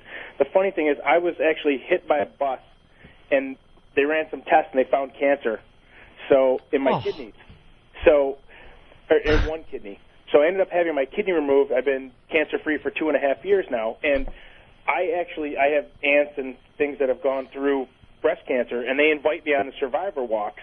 And I'm like, I don't feel like a survivor because I never really suffered. I was just lucky enough that they found it. Right. So when I hear these, and again, I feel guilty because I saw relatives lose their hair from chemo, and I didn't have to go through any of that. It just pulled my kidney out, and I'm cancer-free. So when I see these people going around saying, oh, I've got this disease, I can't stop gambling, or I can't stop doing, I swear to God, I just want to beat the shit out of them. How bad is that? Like the doctor comes in after your bus accident. Hey, good news, the bus really didn't do that much damage, but look what we found. We're going to have to remove the kidney. Guys, you know what the worst part was? I kept going for second opinions and third opinions. Every time I went, they gave me a prostate exam. Ugh. Every friggin' urologist. There's a plus to that whole thing then, I guess. Yeah, looks like you got another disease. Whoa. Yeah. Might want to try to cure. I went for the first checkup over my first over 40 checkup that you have to get. Had to get it. When were you going to share this? Had to get I'm sharing it now. Do we have the pipe song by Brother Joe? It wasn't the pipe. I didn't get the pipe. Did you get fingers? I got the finger. Ugh. I got the prostate finger exam. Can we take a break? I got to take another leak. Yeah. You're coming up with the best teases today. Yeah. You got the finger, and you did not bring it to the show until now. When I was talking about, I was a little embarrassed about it. Tragedy plus time. Hold on, Opie. man. Yeah. Tragedy plus time. Hold on. I had to wait. Because it was about a month ago. Ant gets creeped out by the dumbest thing. So fingers up the poop chute. That had to drive you. Yeah. Let's get into it after the break. Yeah. Okay. All right. Let's get into it. Talking about cholesterol. Cholesterol. Because we're talking about checkups and stuff, and it turns out E-Rock, 27 years old, his cholesterol is 204. 204. He thought it was 250, but he double-checked it. It's 204. I went to the doctor less than a year ago and got my numbers, and they were really good. I was very, very happy. Yeah. And my cholesterol was something like 136, and the doctor looked at me and he said, "Are you on any kind of medication? Because this is the lowest I've seen a cholesterol count from someone that's not taking medication to keep it way down." Mm-hmm. I'm like, "No, absolutely not." So I thought I had a good number, so I called up my brother. Like my family, because my dad had horrendous heart disease and heart problems, So half our family has the high cholesterol, and the other half is doing quite well. And one of my brothers doing very well. So I'm like, "Hey, Quinn, I want to bet you a steak dinner on who has the lower cholesterol." Thinking I had a great number, man. I'm like 136. I'm gonna pull this out, no problem, right? So I tell him like, and I had the steak restaurant all planned and everything. He's like, it's cute. I'm like, what do you mean it's cute? I'm 118. My brother's 118. He's 118. And I thought I had a good number. I'm like, how do I lose at 136? Eats lettuce every day. That's it. Those female marathoners who shit themselves in the final mile. Yeah. Uda Pippig. And you were saying you were saying that your highest you were what? Oh God, my highest was ridiculous.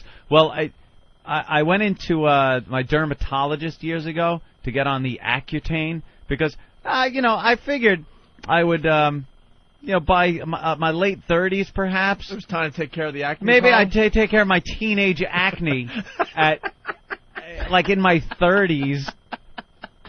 You hope going through your teens and stuff, and it was really bad in the teens, and then 20s. You just hope it's got to be any day now. I'll just stop getting these. It's got to be any day. And then in my 30s, I'm like, remember we'd go to gigs at AAF, and it was like, oh God, I gotta go, and I had them all code worded, like, oh God, I got a Dudley Do Right today. Which was the one on the chin and make your chin. I forgot about those days because you're clear now, I got man. the friggin' high cheekbone ones. I would call something else. You Yeah, get one in the tip of your nose is the Wicked Witch. Ant used to get it really bad. Eyebrow line would be the Neanderthal man. Like I'd be like, I got one of these. You were getting acne 2 decades after everyone else cleared theirs. Oh, they would just everyone clear up. Yeah, I had my teenage thing. I'm in my 30s, and I got school pictures done. I guess it must be my senior picture. I can't even look at it. The acne is really horrendous. And it goes away though for most people. I think by the time I was a freshman in college, maybe sophomore, I was done. Mine just I was done. sat there. I never really had it, but when I would get one, those ones that kind of announce their presence like 2 days before the rest of the world can see it. Oh, you could feel it just stretching out your skin. Yeah, it's like taking up your whole cheek. Makes it hard under there. I won't be going to school on Thursday. Exactly. Oh, it was just awful. So I finally go to the dermatologist, and he goes, all right, well, Accutane, that stuff works, and it has. I've known people that have been on it and stuff. For some reason, though, in teens, like there'd been suicides related to it, but I just think that's because you're kind of fucked up about the acne. It's a disease, man. It's a disease, man. It's a disease. That's because you're listening to Ozzy Osbourne. Why don't you just wash your face? That's what I heard. My grandmother was great. She used to go, why don't you just put some Noxzema on it? And I'm thinking Noxzema on a zit you're just fueling the fire. You're just making you're making it into a snow-capped mountain. A big greasy friggin' like mess all over. Oh, was that my phone? Your phone never rings during the show. Did I get a text message from my sister who always does this? Ah, right. She reminded me of the Steve Lawrence, which was one anywhere by the jawbone. You'd get the big jowls like the old Steve Lawrence used to have. Your own siblings are text messaging you to remind you the names of some some of the zits you would get. What a great sister. Yeah, those are great. Way to go, Donnie. Thank you, Dawn. And so finally go to the dermatologist, to Accutane. He tells me about it and goes, well, Accutane's known to raise liver function and raise your cholesterol. Yeah. I was like, all right. So he goes, we really monitor your cholesterol during this, so we'll take one before you go on it, and then we'll monitor it during that time. So he takes it before I go on it, and it was like 310 or something. He's like, ooh. He goes, I really don't recommend people going on this when your cholesterol's that high. It's Derek Jeter's batting average. Exactly. Yeah, I'd be in single A ball with my number. He had Hall of Fame cholesterol numbers. Right. It's a career 340. Yeah. I was 136. I wasn't going to make it to the majors. I'm a batting motherfucker. Yeah, that's utility impressive. player. Yeah, I'm slapping singles every once in a while. Yeah, you were the guy like when you're losing 18-0, they send you into pitch. Right. And everyone's just having a big laugh. But I got a good glove, you know. But I was always not many errors.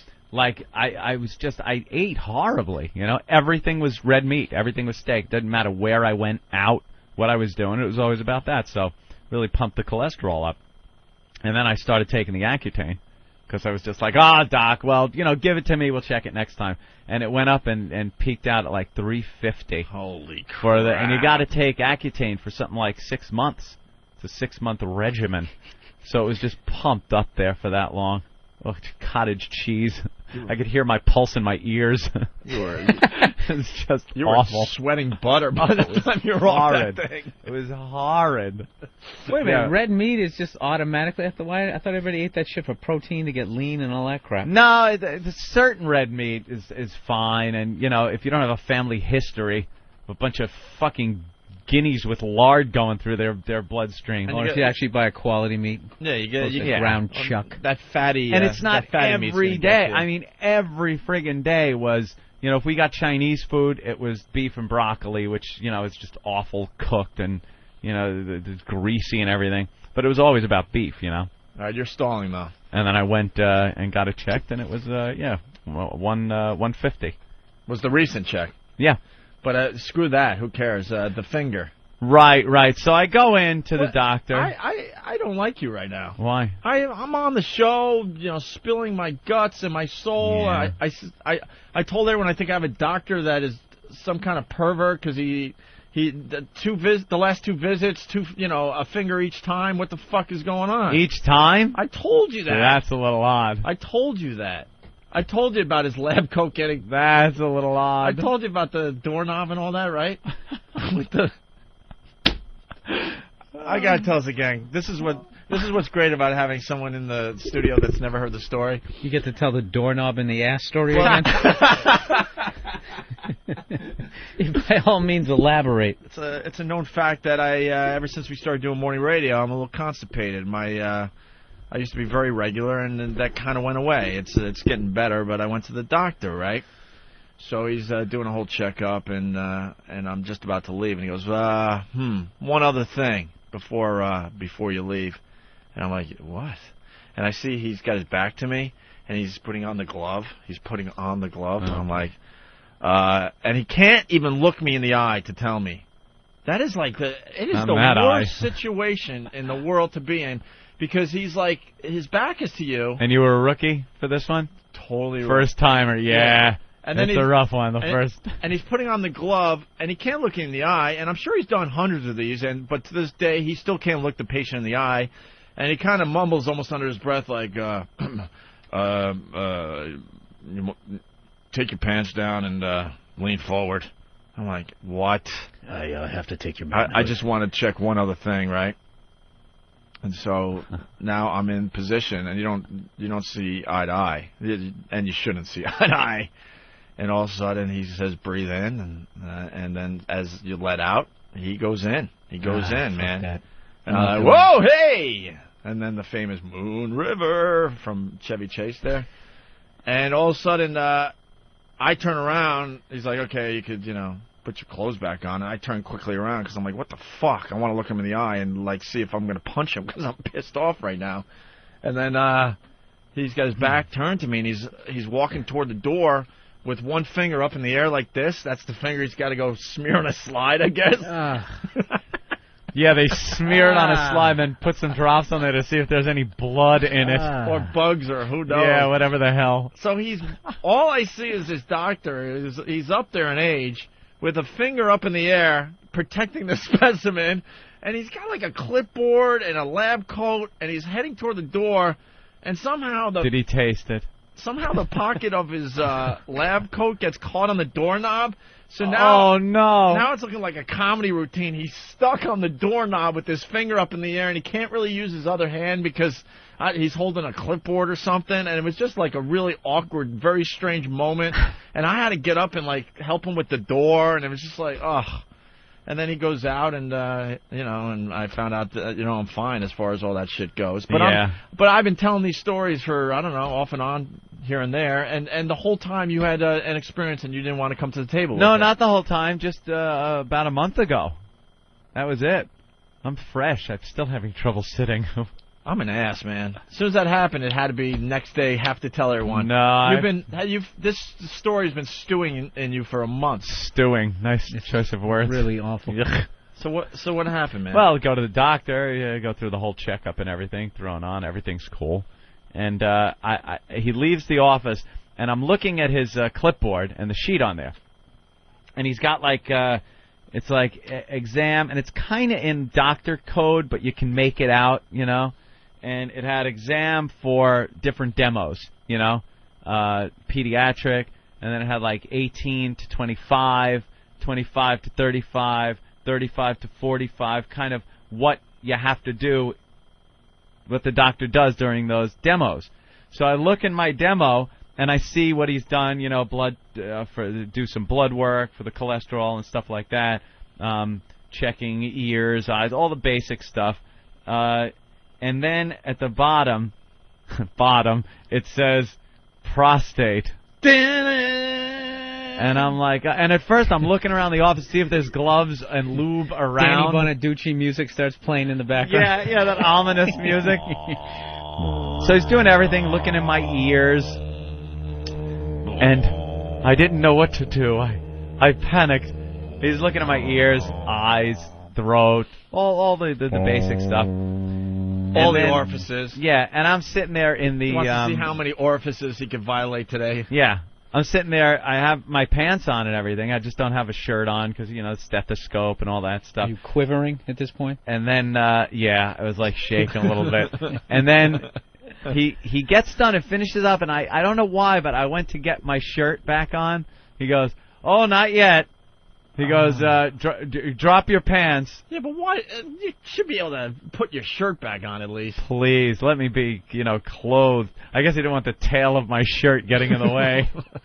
He wouldn't have to lift it up and hold it with his teeth. So, yeah, it's one of those, okay, well, grab the table here and just kind of bend over. Brace yourself. And I'm like, oh, here it comes. I can't even imagine. This is just the thing that is, been on your mind for years. Here it comes. Any other doctor visit for years before that never included that. But then you fall into the demo, and that's it. And he had the glove on, a lot of the lube, and whammo, there it went. And I just went like, like I sounded like I made a Krusty the Clown noise. Sounds like you made a Lucy noise.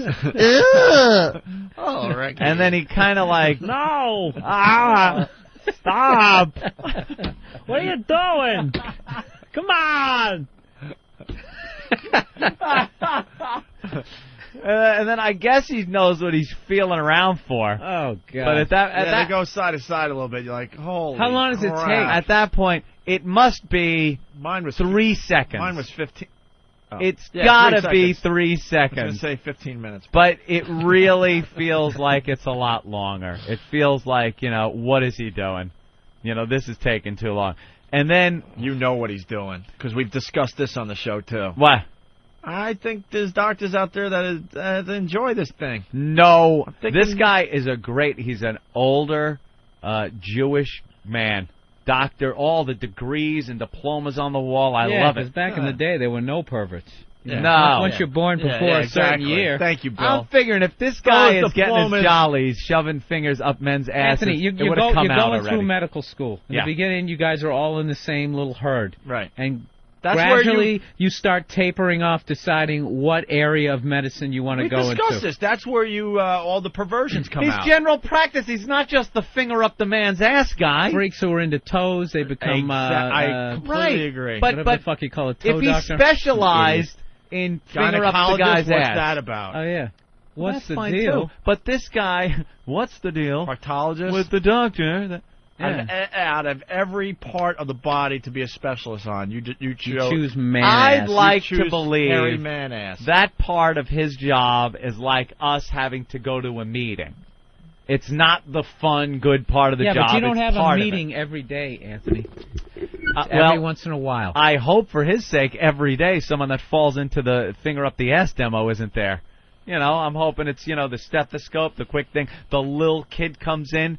You got to give him his little shots for polio or whatever they give shots That would for. actually be funny. He's looking at his schedule for the day. Oh, God. A 40-year-old. Oh, I got the ass demos in today. Didn't I tell you to book this after lunch?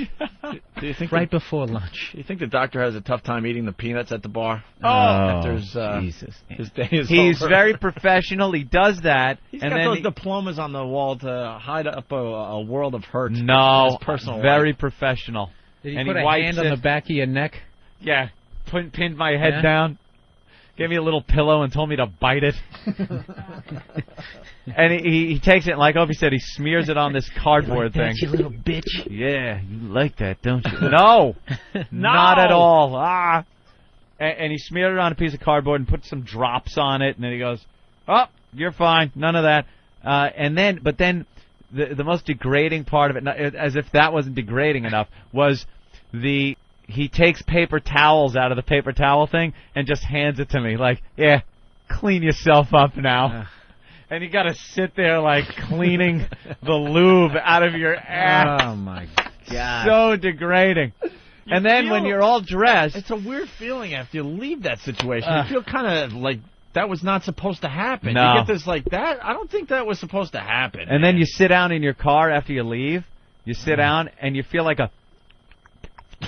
like there's something lubey still going on. You know what I did? It is horrid. Did you go home and shower in the fetal Oh, position? Like, absolutely. Like Elizabeth Shue in Leaving Las Vegas? Absolutely. I left the office and taking the washcloth, just washing, going, ow, ow. I left the office, sat in my car, got my Carpenter's Greatest Hits CD, threw it in, cranked it up, and just cried. Carpenter's Greatest Hits, and just cried over and over again. You assholes. Ant's exam happened 20 years ago, and he remembers it like it was yesterday. Fucko. You just got to throw Metallica on or something after that happens to you and get the hate out. It wasn't a proctologist. The hate. It was a general practitioner. It's part of his gig, man. What are you going to do? Part of his gig. What were you thinking just before the finger entered? What do you think? It's just one of those, oh my God, here it comes. I was like, you got to be kidding me. If I had that job, I would have like a fake hand, like I got at a joke shop with a finger, and everybody would be fine. Dude, you're fine. Yeah, you got fine. nothing to worry about. Go ahead, sue me. That would be my defense. I just didn't want to stick my finger up another guy's ass. He's got to feel around to your prostate. Apparently, you could get at it through that entrance. I think that, God should have put in some kind of access door, where maybe you could get at the prostate a little easier than going through the ass. Some trap door on the taint. Yeah, right there. Was this your ride home, Opie, after the finger?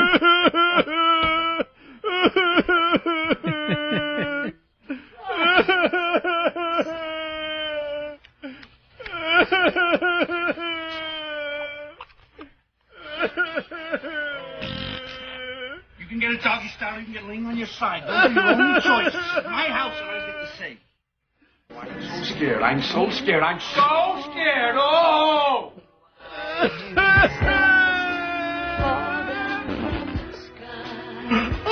sorry.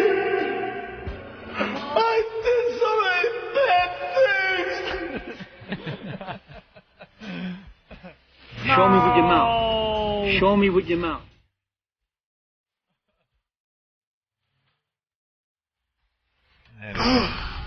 Idiot! Wow, their music really is horrific, isn't it? Oh my God, it's depressing as hell. Here's, I hate to admit it, but there was a microphone in the doctor's office right at the moment of the finger. Oh, motherfucker! Doctor sounded sexy at the end of that.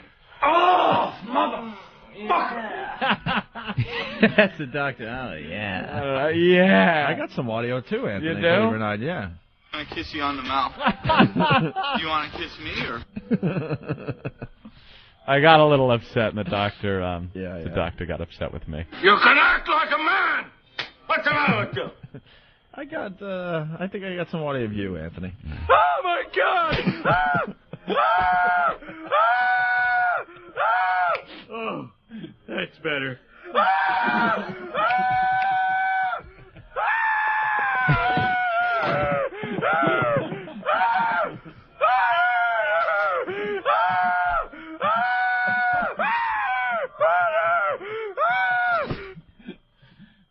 And I got a little mad. I gotta admit, I was wrong, but I got mad at the doctor. And a man in my position can't afford to be made to look ridiculous. Yeah, before that, I got audio of the doctor talking to you. Oh, really? You're a filthy whore! Yeah, that wasn't even necessary. It wasn't appropriate. And then, of course, you had to fight back a little bit here. You're a kid toucher! It's got a little ugly in there. But more audio of you. Torture! It's torture! Yeah, of course. And then the doctor threw this out, which I thought was a little odd. Hell, I like you. You can come over to my house and fuck my sister. I hear, Anthony, that you didn't actually walk out of the doctor's office. You were crawling back to your car. Wow. And we have audio of that as well.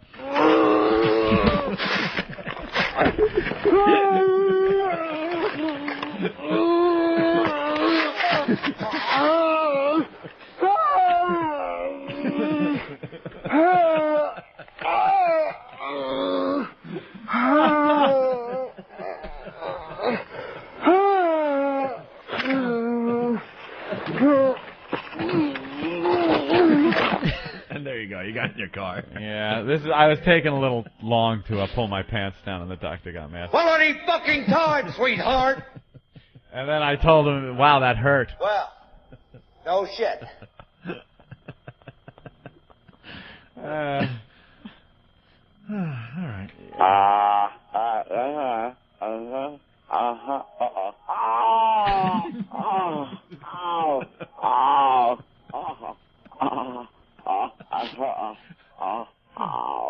That's actual audio of Anthony in pain. And then I was in a little pain, and the doctor got mad. Stop whining. Stop whining. Quiet. Stop it. All right. Bill Burr sitting in today. BillBurr.com, right? Yes. BillBurr.com. On MySpace. Or MySpace. Especially the hoest. We got to play the Bill Burr, Jimmy Norton campaign ads. There's two. Yeah, I haven't heard these. They're really funny. There's two new ones today. We're going to do that and talk to Jay Moore right after these important things. All right, we got a big star on the line. We can't make him wait here. Our good pal, Jay Moore. Jay, what's going on, buddy? Hiya, girls. Wow. How are you? What's going on? What are you up to? Billy Burr, you're there at the perfect time. What's up, Jay? Wait till later when Opie dresses you up like Jimmy, calls Steve a pussy, and punches you in the face. Hey, how did I almost make a fucko list Friday? What happened? I didn't. No way. That's not what I said. Anthony, no, I know I didn't make the list, but they were a little too close together. No. I said you're still a very good friend of the show, but you don't have time like you used to call the program. That's all I said. And I just think I'm defending myself today, sir. I think that people are looking through the oldie days with these rose-colored Jay Moore glasses. I don't think Jay really made a lot of appearances on our show back in the old days. I think they were just all memorable. Very memorable. No, I was in every day because I was a degenerate and I wanted to get head. Oh, there were times when he came in where it was like for a week straight. That's what I mean. He did a lot of time on our old show. That's all. But he got gigs out here, too. Jay, I want to go on record. No, not even close. You know that. I consider Jay one of the absolute best friends of the show. And we were like, who could blame him? He's going out with Nikki Cox, and he doesn't have time to call a radio show anymore. And and he's raising a son. We get it. That's all I said. You got kids, Burr? No. Not that I know of. Oh. See the picture of Dice begging on Whackbag? Yeah. I'm over here now. And he's a homeless Dice. Oh, really? I haven't seen that one yet. Hey, how about something? A little something for me. We'll tell jokes for food. And then you say no, and he does that. All right, God bless you. I hate that when you don't give the bum money and he goes, God bless you. Have a Yeah, we got that one just the other day. Yeah, you feel a little guilty. Back with that, you fuck. We got a Jewish homeless guy outside the studio who really plays it up with a pit bull that is really scary. Wears the yarmulke and actually has on his sign, homeless Jewish man.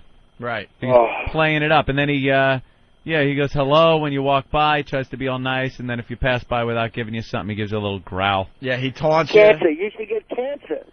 Yeah, exactly. he taunts you, and he has this scary pit bull next to him, so you can't really talk back to him at this point. I never understood homeless people with dogs. Well, the other day I walked by, exactly, the homeless person with the cats. So they use their pets to make you feel guilty, so you would give money. Yeah, like the money's going to the fucking Friskies. Right, because now they're saying, look, I need money to feed these cute cats, and they're buying it. I do is I pick up their animal and I fuck it right in its face. Like I'd get that pit bull and I'd put my dick and balls in its giant fucking mouth. And I'd be like, look at that pit bull sucking my fucking cock. And then I'd look at him and he'd look at me like, I'm a pit bull. I'll totally just bite off your whole shit. I'd be like, no, you won't, because you're hanging out with a fucking Jew. You're just some fucking dog rolling with a Jew. What are you going to do? It doesn't really, there's no punchline. I just wanted to make fun of Jews. We've had a couple of Jewish references on the program today. Yeah. The Jew fish. The Jew fish we talked about, sure. Yeah. So, Jay, you're doing a big Katrina relief thing with Dane Cook tonight? My last performance. Yeah, because you were telling me recently you're not digging the stand-up these days, right? No, I've kind of retired, and then it's a young man's game. It's a Bill Burr game. It's a Dane Cook game. It's a guy without kids game. Oh, really? Yeah. Come on. You just had it? I just don't love it anymore. I don't know. I just don't want to be like Richard Jeni ever. You like Mike Tyson out there? I don't have the heart for this anymore. I don't want to be like those guys that you just see and you're like, this guy just does not like what he's doing. But, Jay, could you at least do the, retirement speech? Because I love when you see that on TV. On the show? Well, Brett Hull just retired and crying like a baby up there. I love it when the athletes have to retire and then just cry. But when he got home, his dad kicked him right in his ass. Probably. What are you doing? Yeah, when they sit down and just, this sport has been fantastic to me, and the people that I've faced. There's always that breakdown moment. The people I've... but you love hockey, right? I absolutely love the new rules, yes. And why is there offsides in hockey? Why can't a guy cherry pick and you just skull a pass across the ice to him? I totally agree, but they finally got rid of the two-line pass, so that is speeding up the game. But hockey sucks so bad, I don't even know what that means. Oh, really? They got rid of the center and they line, moved basically. the net like a foot closer to the wall, and it looks exactly the same. And I'm supposed to get all excited to watch a bunch of uncircumcised Euros skate around. Any changes on that icing rule? Well, they don't have the two-line pass, but Jay is saying you should be able to just shoot it all the way down the ice if you've got a guy down there. Which, why not? Which I agree with. Like in basketball, like if there's a fast break, you just hit the guy on the fly. I completely agree with some guys just standing there with the goalie waiting for the puck. Yeah. Because if you are going to do that, you're not helping on defense, so you're risking already. So right, you're kind of taking a player out of the mix. Look, hockey sucks. Let's be honest. The score's like 3-2. If there were no goalies, it'd be 6-5. Fucking faggots. You want to play with us? I can't. I didn't bring my skates or my ice. That's a great way to look at it, though. What kind of sport is that? But Brett Hull retired over the weekend, and he was crying pretty. Hockey pretty was good. great. Hockey was great in the '80s, though.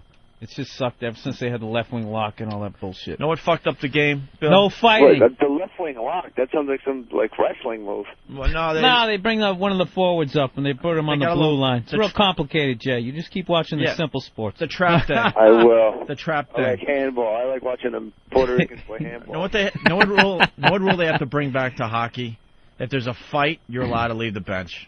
Bench clearing brawls. Third man in, you ought to be able to allow to do bench that. clearing brawls. If your guy was getting beat up, everyone just piled onto the ice, and then there was like a lawn, When there was no third man in rule, which is basically if your teammate's getting the shit kicked out of him, a bigger dude jumped in, kind of like with your friend in a bar. Yeah. Then once they got rid of that fucking rule, Right. it ruined it. And now they just now they just have two guys fighting. I mean, it's still, the fights are still exciting. At least they're keeping that in the game. Pat from Moonachie. Football, I don't understand in football too many men on the field. I think there should never be enough guys. If you can sneak 16 guys to rush the fucking passer, God bless you.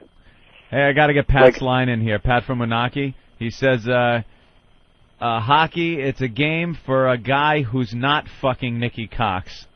Can I hear the call, Chris? Where is it? It was good, but it was Pat. I listen with my son all the time, and I just go, well, you know what? If he hears curse words, it's better he hears it from you guys. But whenever he hears the car crash, he goes, what was that? I'm like, oh, that's adorable. Why don't you become one of those? Why don't you become one of those comics, Jay? Yeah, where you talk about your kid. Where you only talk about your kid on stage? How much do you want to choke those people? This morning, pooped his diaper. Oh, how much do you just want to start wearing those a sweater comics? on stage? Oh, he did the cutest thing. What's with the kids and being short? What? I thought it was Huggy's number 6. Folks, I gotta tell you. The other day he asked me, what color's God's skin? I said, white. And I said, get downstairs. What? God, I love that fucking thing so much. Oh, so there's a show...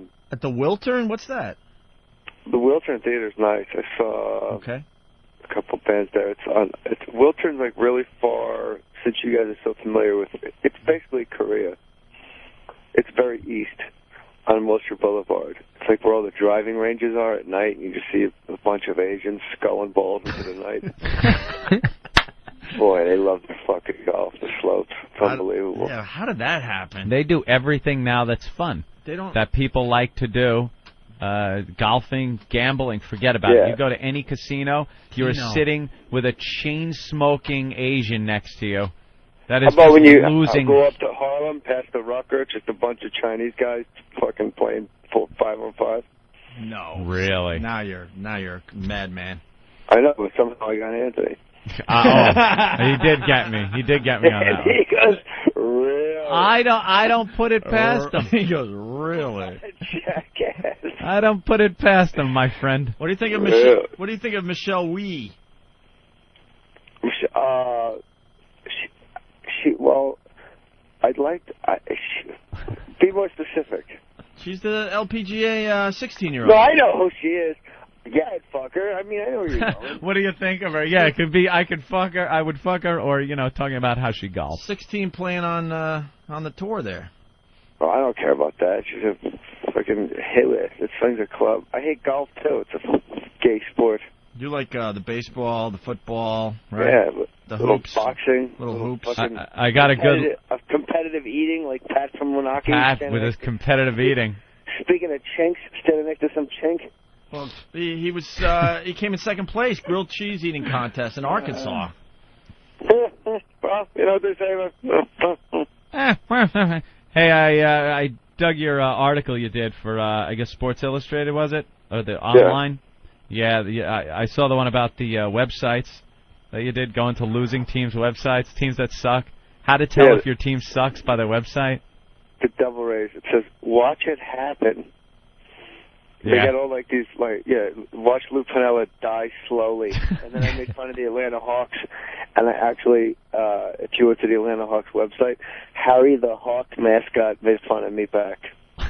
Did he? They got a picture of a guy in a fucking bird suit. I didn't get out of Yeah, Jay was high. bashing the mascots and the websites of the losing teams and how they have to still make it try to... You go to the website, it's not going to go, yeah, we know we suck. Could you please, come see us anyway? They got to, capitalize on any up thing that they have. Oh, plus every game they're giving out a bag full of free shit. Yeah. There's always T-shirts and it's always every other day it's Bat Day. So if Tuesday night, every row will pass a joint. How about when the Clippers used to advertise here in the LA Times, come watch these teams that are good. Yeah, they used to sell a package that you could buy where they would be playing the Lakers, the Sixers, all all the teams that yeah, were all doing the best something. teams. Yeah. Watch us get the shit kicked out of us by the Sacramento Kings. It would be it'd be like the Rockets. There's one where it was all centered. It's come watch the big men. Come watch Hakeem, David Robinson, so-and-so, Shaquille O'Neal. And watch the Clippers suck cock. And those are always the games it's the power package. Those were always the games where Shaquille would sit out anyway, because they were playing the Clippers. Because he pulled his vagina on a cheeseburger. There's a show at the Wiltern Theater tonight with myself, Gary Goldman, who did almost kill me one night on Last Comic Standing. Did you hear that story, Bill Burr? No, what happened? He started. I like how Bill Burr's no, I have no idea, even though everyone talks about it. Bill Burr? What? No, I honestly didn't hear about that. What happened? Was I supposed to be in the stand-up comedy cafeteria around the water bubbler and heard that one? You changed, man. You asked me if I heard about it. I said I didn't hear about it. And then all of a sudden you lashed out at me. I lashed back.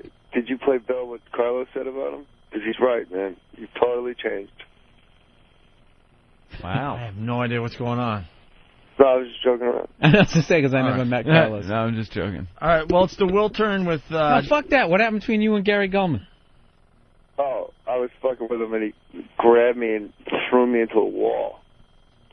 Is there footage of that? What? Is there footage of it? No, it wouldn't have ended there if the camera's rolling. Yeah. I would have had to go get something from the parking lot. I would have had to hit him with Ralphie May. He's a big unit, Goldman. 6'4", 220, and those big, thick Jew lips. That childhood anger. All the fucking jokes about cookies. I'm actually doing a tour with him coming up. He's a good kid. What, are you worried I'm going to tell him that story? All of a sudden he did a 180. There's the comic thing, yeah. He's a great guy. Yeah. He is a good guy. You might not do stand-up anymore, but you got the comic diplomacy thing. I talked to him in person. It was completely my fault, the whole thing. Fucking scumbag, unfunny piece of shit douchebag. He's a great guy, though. Great kid. I like him. Good act. I like him. Good act. Good kid. Pulls, Good draws, kid to Goldman. draws a lot of people. He's got those Andy Pettit lips that I like. Faggot hack is what that. But he draws people. A nice enough guy, sweet. Well, let me finish. You fucking comics are all like that. Louis Anderson, Frank Kelly, and the Dane Cook top 10 Billboard album, Retaliation. You guys know the Dane? Oh yeah. The fire-breathing dragon, which is the Dane, the double finger. I heard you do a pretty good impression of Dane. I heard from some people. I hit things. I heard a little things. bit. Heard you do it a little bit. I think it's a little visual, though. Gonna have to get you in here. All right, Jay. Let's hear it. I really don't know that I did one. Someone was telling me you're doing that's pretty good. We heard the things. Jews. It must be. Listen, let's not let this degenerate into. Let's make fun of Voss, where we can all rally at the same time. All right, who got married at a fucking Best Western in Guelph. All right, Jay. They're telling us you gotta go. Yeah, because we have Stalker Patty. She's doing a book report for us today. And we're running out of show. We were supposed to get her in here an hour ago. All right, but listen. Yeah, let's go. Click. Yeah. All right. My girlfriend emailed me. She goes, I love the shit you bring up on the air when the chef is here. It's not at all uncomfortable for me or embarrassing when you get home. So, yeah, okay. Roberta, sorry you had to hear that. What, getting the finger up the ass? That awful story about my prostate exam. All right. As we go to break, Louis Black did something really good on Inside the NFL, I think, on HBO.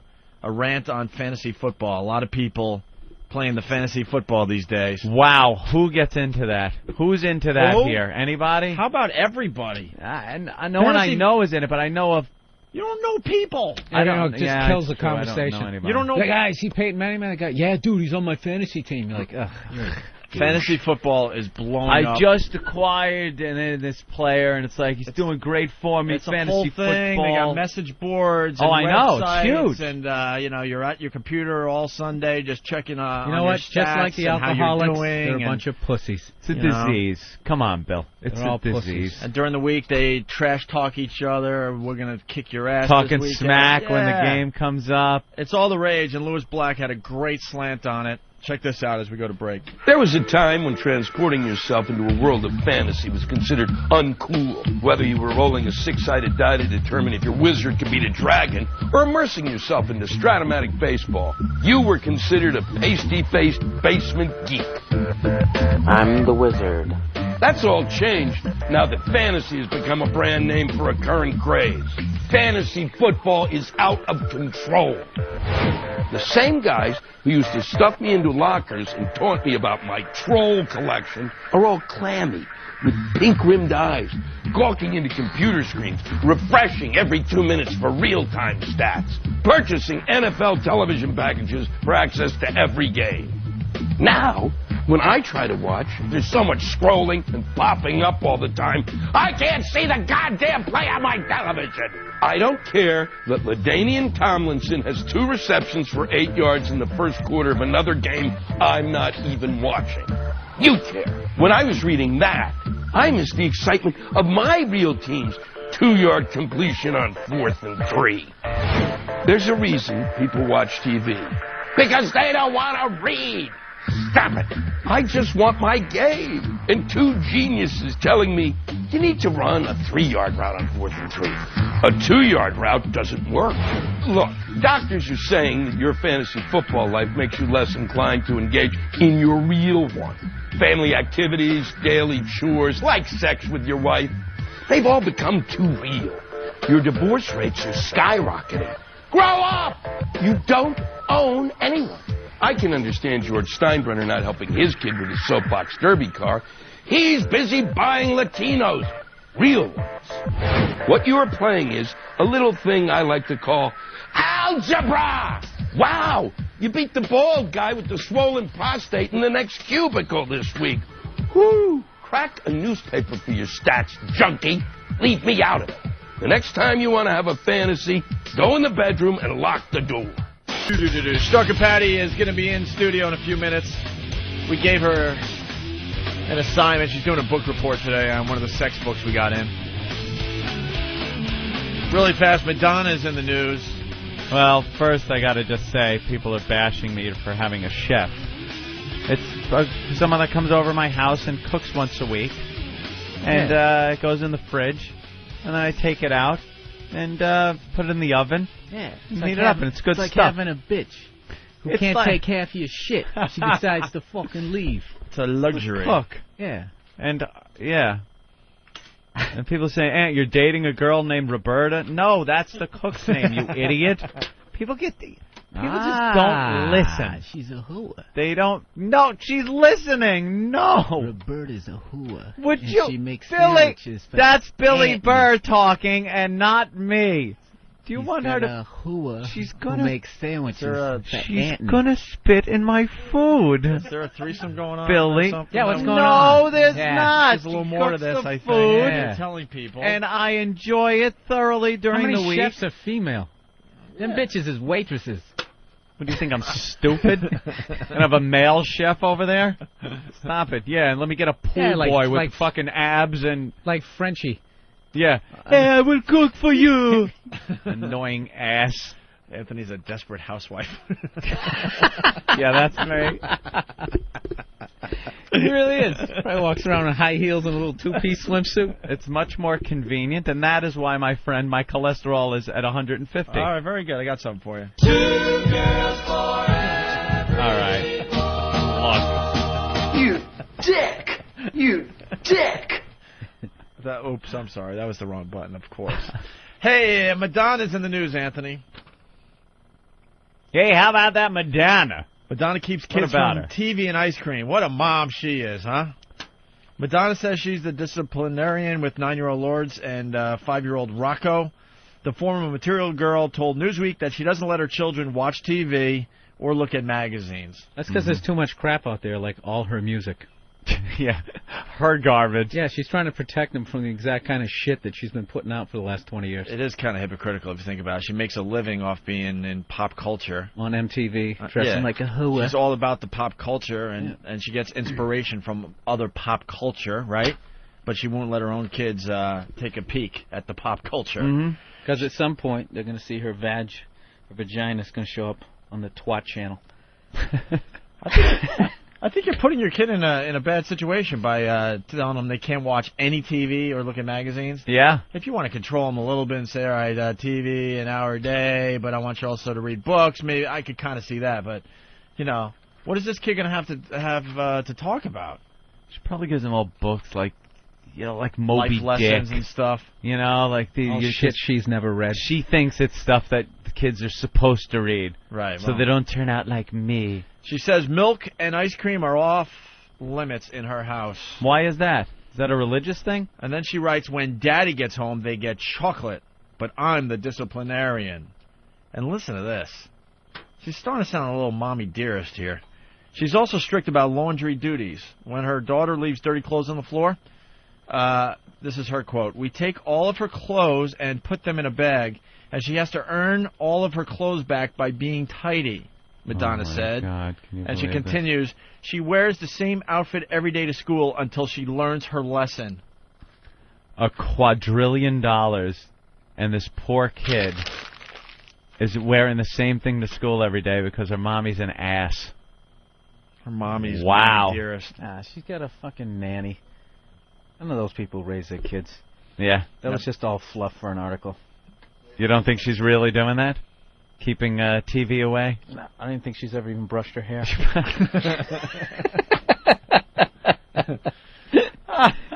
Yeah, that could very well. They live in a castle. Yeah, they do. Yeah. Literally. Like a you castle. send your kid to the dungeon. You don't want to deal with it. Oh. Hi, Patty. We go from Madonna to the turn. So what does your chef look like, by the way? Just a lovely woman. Is she hot? That comes in. Anthony, would you like another sandwich? I don't look at her that way. I'm preparing the stew. When you get a cold, does she rub Vicks Vapor Rub across your chest? No, it's not Mary Poppins over my house. Does she wear a little lingerie? No. She wears a professional chef outfit. Does she wear the wink, wink, nudge, nudge wizard robe? No wizard. Why would a chef wear a wizard robe? Just because she walks around dusting with a little feather thing. Oops. She makes wonderful Dropped food it all again. week. And then I'm able to eat. I don't believe in bras. You are awful. I find them so restricting. Would you Anthony, stop I have it? a kink in my neck. Could you massage it with your cock? Now you're completely out of hand. And I hope my XM radio has broken. I just want to make it as awkward as possible when he comes walking in. It's going to be awful already. She keeps dropping things on the floor in front of you. No! Oops. I've had a craving lately. We say hello. She's very professional, like does her sausages. job. I go to the computer. That's it. That's it. Would you like God, to I love taste what you. I'm baking? Anthony, I love you. You're so focused. You just You do guys something. are You just assholes. have to finish the game. It's really attractive quality in a man. There is no conversation. There is hello, how you doing, and then I'm off. I love facial hair. I'm It makes you so rugged. I bet you want a club sandwich, don't you? You want to club me, Anthony? Would you stop it? I have to go home. Are you trying some of her pie? Yeah. You know, hey, Andy. 4th grade humor at best over here. You fucker. You are... Stop it! You ever been with your wife and your girl, Oh you just my start thinking God. about fucking your chef? This is great. Does she have little quarters right down the hall? No, it's not a live-in. You're going to have to take a day off later this week because you're going to have botulism. I am going to take a day. I'm taking a day off from going home today. Opie, all the rain. You telling me at one point this week she didn't want to deal with the traffic, and she stayed over. Air quotes. Yeah. Nope. So what happens when she stays Doesn't over? happen. There could be a blizzard outside. She goes. She goes home. She's got a family. All right. Stalker Very Patty. nice woman. Hi, Patty. Hi. What happened to your makeover? Yeah, What do you kind of mean? went away. Your makeover turned into yikes. No. Go back to the old Patty again. Yeah. No, I just woke up a little late this morning. Yeah, so so did Bill Burr. Yeah. So I had to tell Yeah. some boring story until he got here. What do you got in the bag? Is that yours? No. Oh, I thought you brought that. That was there already. That's for Bill Burr. I was hoping for bottle some of truffles. wine. Hey, where's the book that you had to read over the weekend for Oh, us? I read 8 chapters Why of it, does her and voice I have go right my through you? notes. I read 8 chapters of the way. Yeah, Hey, let me move this before this I bottle have my shatters. notes Yeah. of what Shadows? I read so far Shatters. and what I Sorry. covered. All right. The book is called Everything You Know About Sex Is Wrong. hey, do you have to pay for the truffles when you bring them here? Sometimes, but You I get do? 50% off when I do that. 50% off? Yeah, because it's a good type of privilege that I get my discount. You should bring them every time, though. Yeah. See, because we eat them within seconds. It's like a shark feeding frenzy of truffles. You're certainly not here for your good looks. Bring the chocolate. We welcome you here with open arms to accept Bring the chocolate, turn body. Someone wants to make a point here. Yes, sir. Who, me? Yeah, because I don't know your name. It's not written down. My name's Keith. Hey, Keith. And, yeah, I just want to help Anthony out. Because, you know, you guys are nailing him with the cook. But who's the guy that's got the little Polish house cleaning lady, huh? All right. What do you been in All right, there? hold on a minute. Opie's got a Polish cleaning Hold lady. on. Does she wear the little black Hold on. maid Let me call uniform? this guy out. I've never heard a Polish lady called a little Polish lady. Yeah, she probably has fucking those big blue collar arms. Opie, this is great. My Polish cleaning lady could beat the shit out of me. Oh, does she? I wish.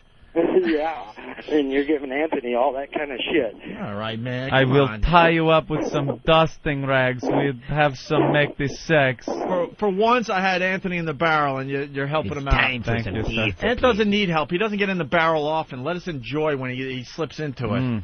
You know, I was thinking about you though this weekend, and I went to a restaurant, and I had a Polish woman as my waitress. Yeah. It's the thing you talk about with It's the the Polish Russian, strippers Polish, and the, yeah. Actually, what am I saying? Not Polish. Russian. It was Russian. I'm sorry.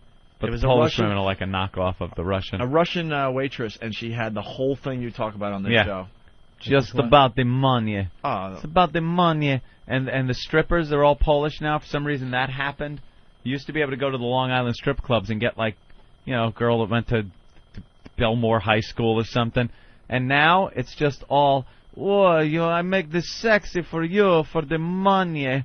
You want the lap dance?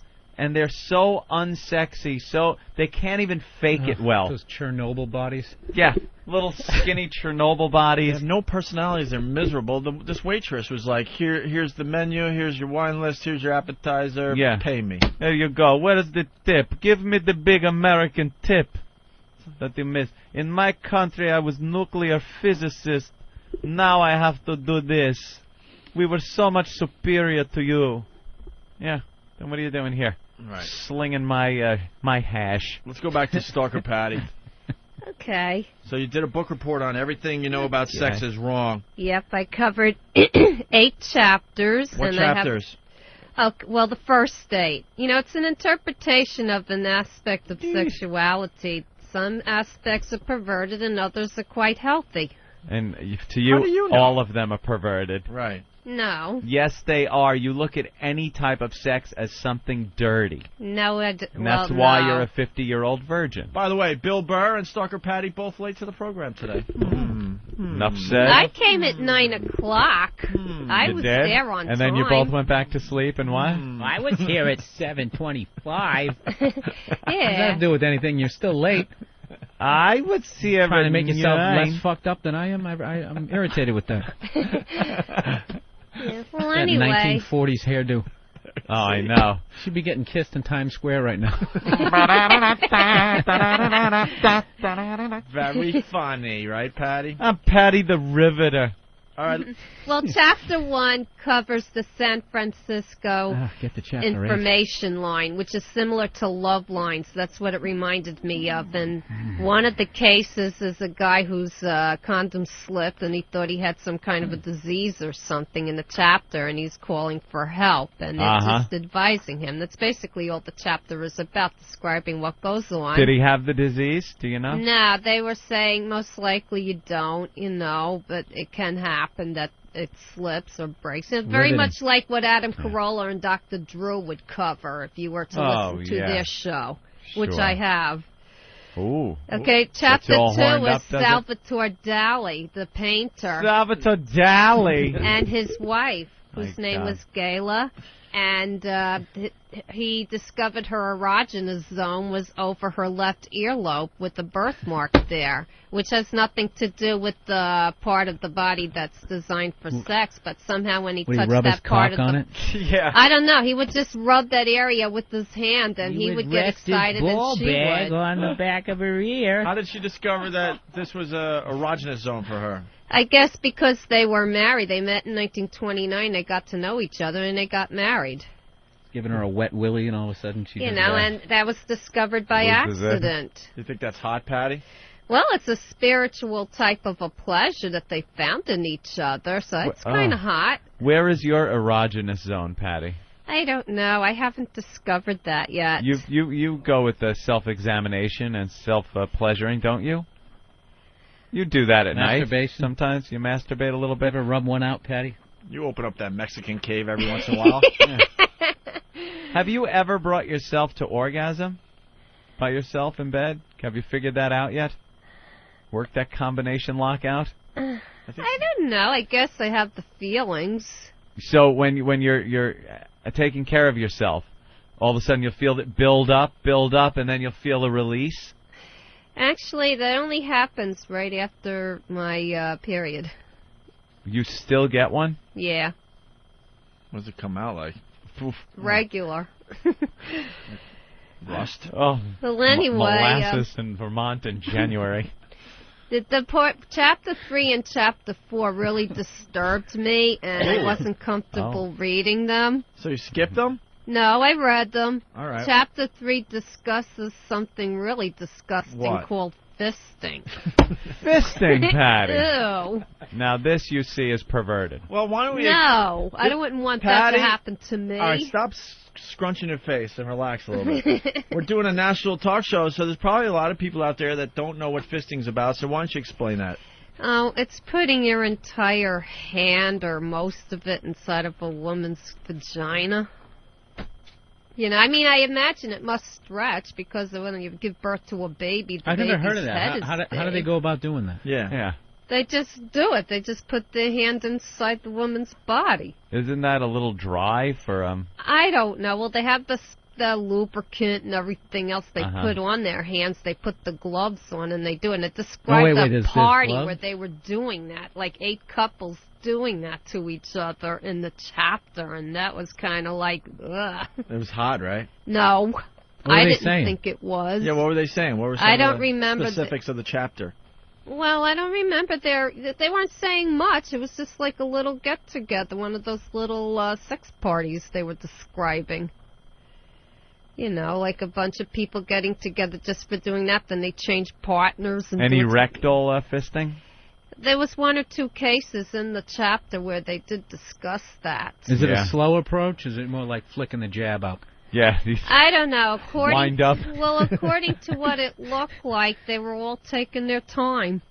Well, I guess you would have to, right? Yeah, but it was kind of disgusting. And then even though it was disgusting, Patty. Yeah. And you wouldn't do anything like that. No. Did you get kind of a weird feeling of being turned on just because it was some kind of sexual thing? Actually, it turned me off. That chapter really turned me off. You're missing the biggest part of the chapter. The premise was that we'd see how many people I could fist both vaginally and anally, plus how many could be fisted by others in the span of 2 hours. Oh. Wow. They had a little contest going. Contest, Patty. They could have, but still, it was I'm like thinking a next party. contest for the show with Patty involved. No. Yeah. What do you think, For Patty? each fist you take, we'll give you $200. How about a fist? Heck no. No matter what. By golly, no. And then chapter 4 was sort of wait, are we done with the fisting? I think so.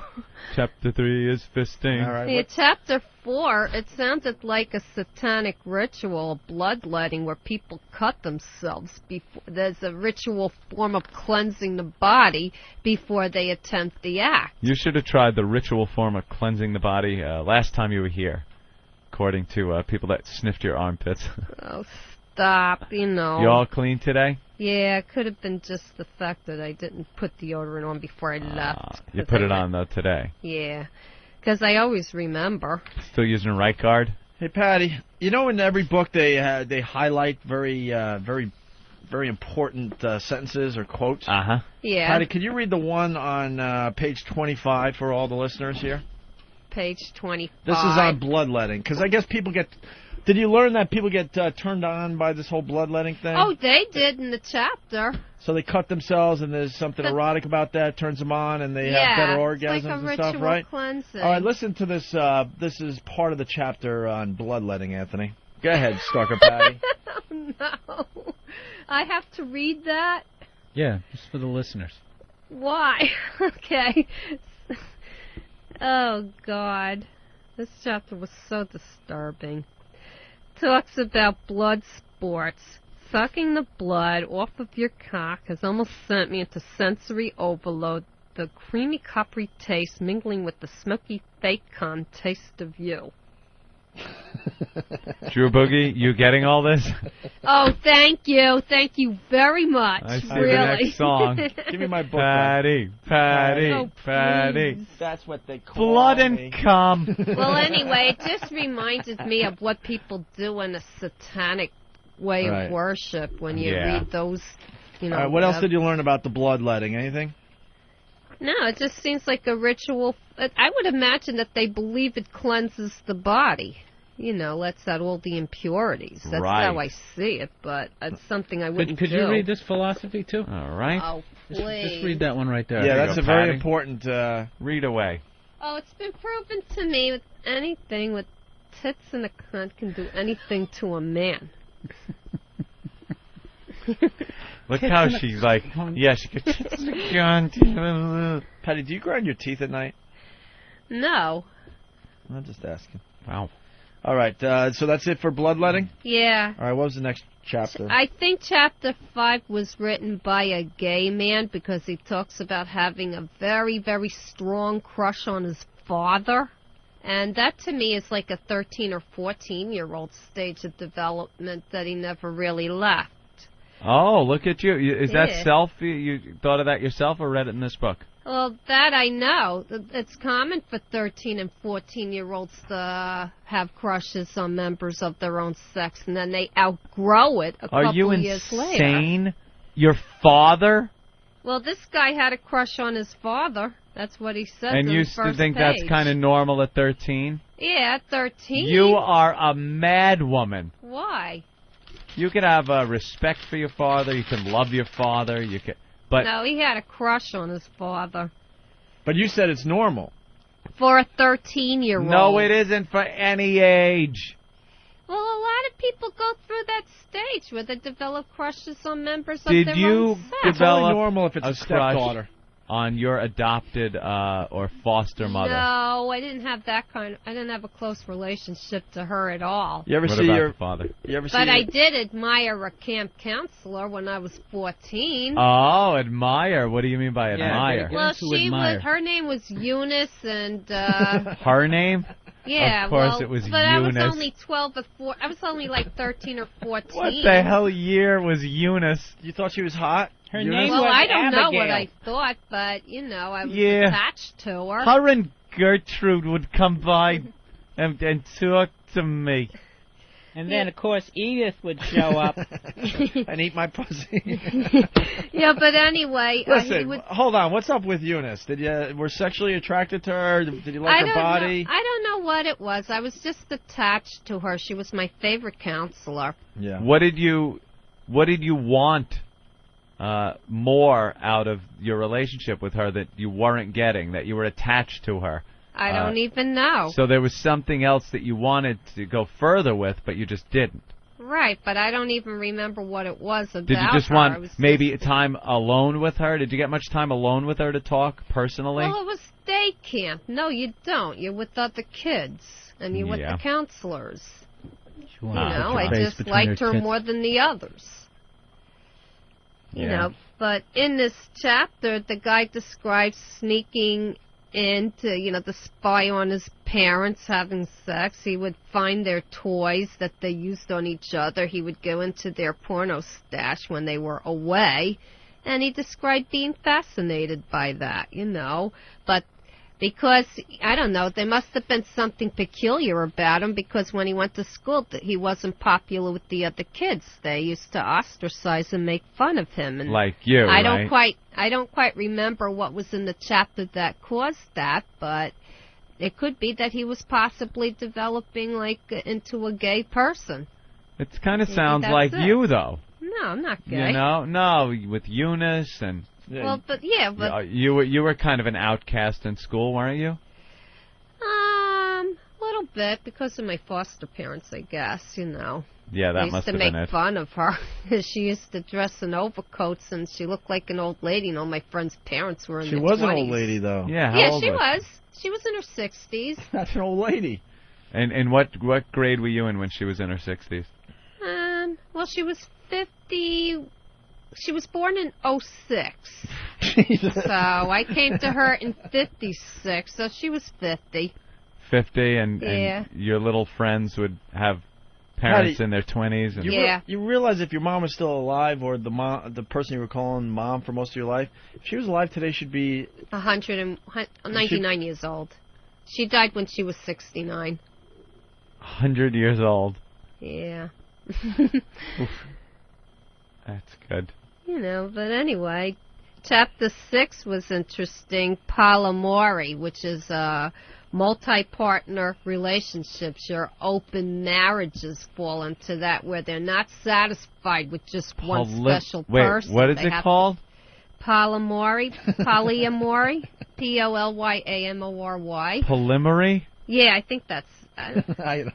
I think that's how you say it. I didn't know how it was pronounced. I'll have an order of Polyamory at Paisano of Mulberry Street. I love the Polyamory. Just to start.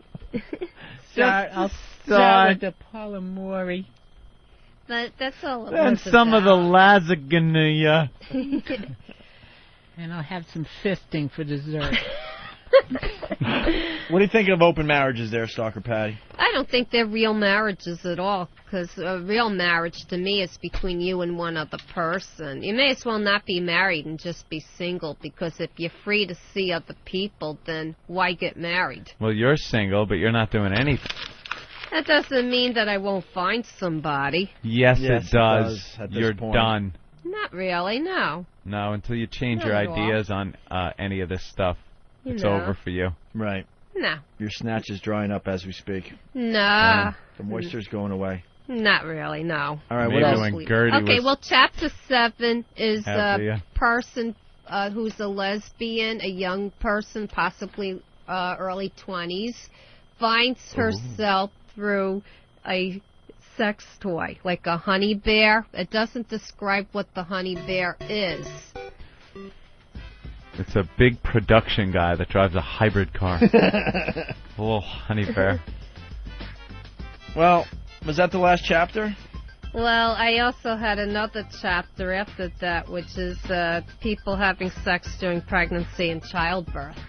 Egg sex? During childbirth? No, people having sex during pregnancy. I was going to say, during Yeah. childbirth. That is That's a little hard. little fisting during childbirth. Yeah. The kid just keeps going back in. Although it is okay to your 6th or 7th You finally get out of that month. awful relationship and a teenager drops out of your All right, Patty, take the book back, and I already have the book. And you're gonna read some more for us, right? Yeah, I gotta just cover some more sensational, chapters. provocative title. Isn't that Everything wrong? you know about sex is wrong. Little devil horns on it. That's so. Patty, natural. did you get titillated by anything in this book, even a little bit? Well, You're a woman. well, let allowed. me say, The I fisting? like the relationship between Salvatore Dali and Gala's wife. That was very spiritual and very together. Spiritual, she's looking How for. about very erotic? You know what's spiritual? Yeah, using a another 10-inch part cock of the up box. your ass. That'd just shake it right out of you. I would shake the cobwebs loose. Oh, she'd be a 50-year-old hooah. All right, Patty. Aw. Okay. We're running out of show. Stalker Patty, everyone. BillBurr.com. Monster Thank you, Bill. Comedy Tour this week. Oh, yeah, where? I'm going to be Irving Plaza Wednesday the 19th. Then Thursday, I'm in Portland, Maine. Friday, I'm in Providence, Rhode Island. And then Saturday, I'm in Boston. Very good. I got all the information on my MySpace and BillBurr.com. You'll be here tomorrow, too, right? Yes, I will, and I'll Set be your on alarm. time. Yeah, set your alarm. Sorry about that, guys. Get a Mara. This concludes our broadcast day. The Opie and Anthony Show.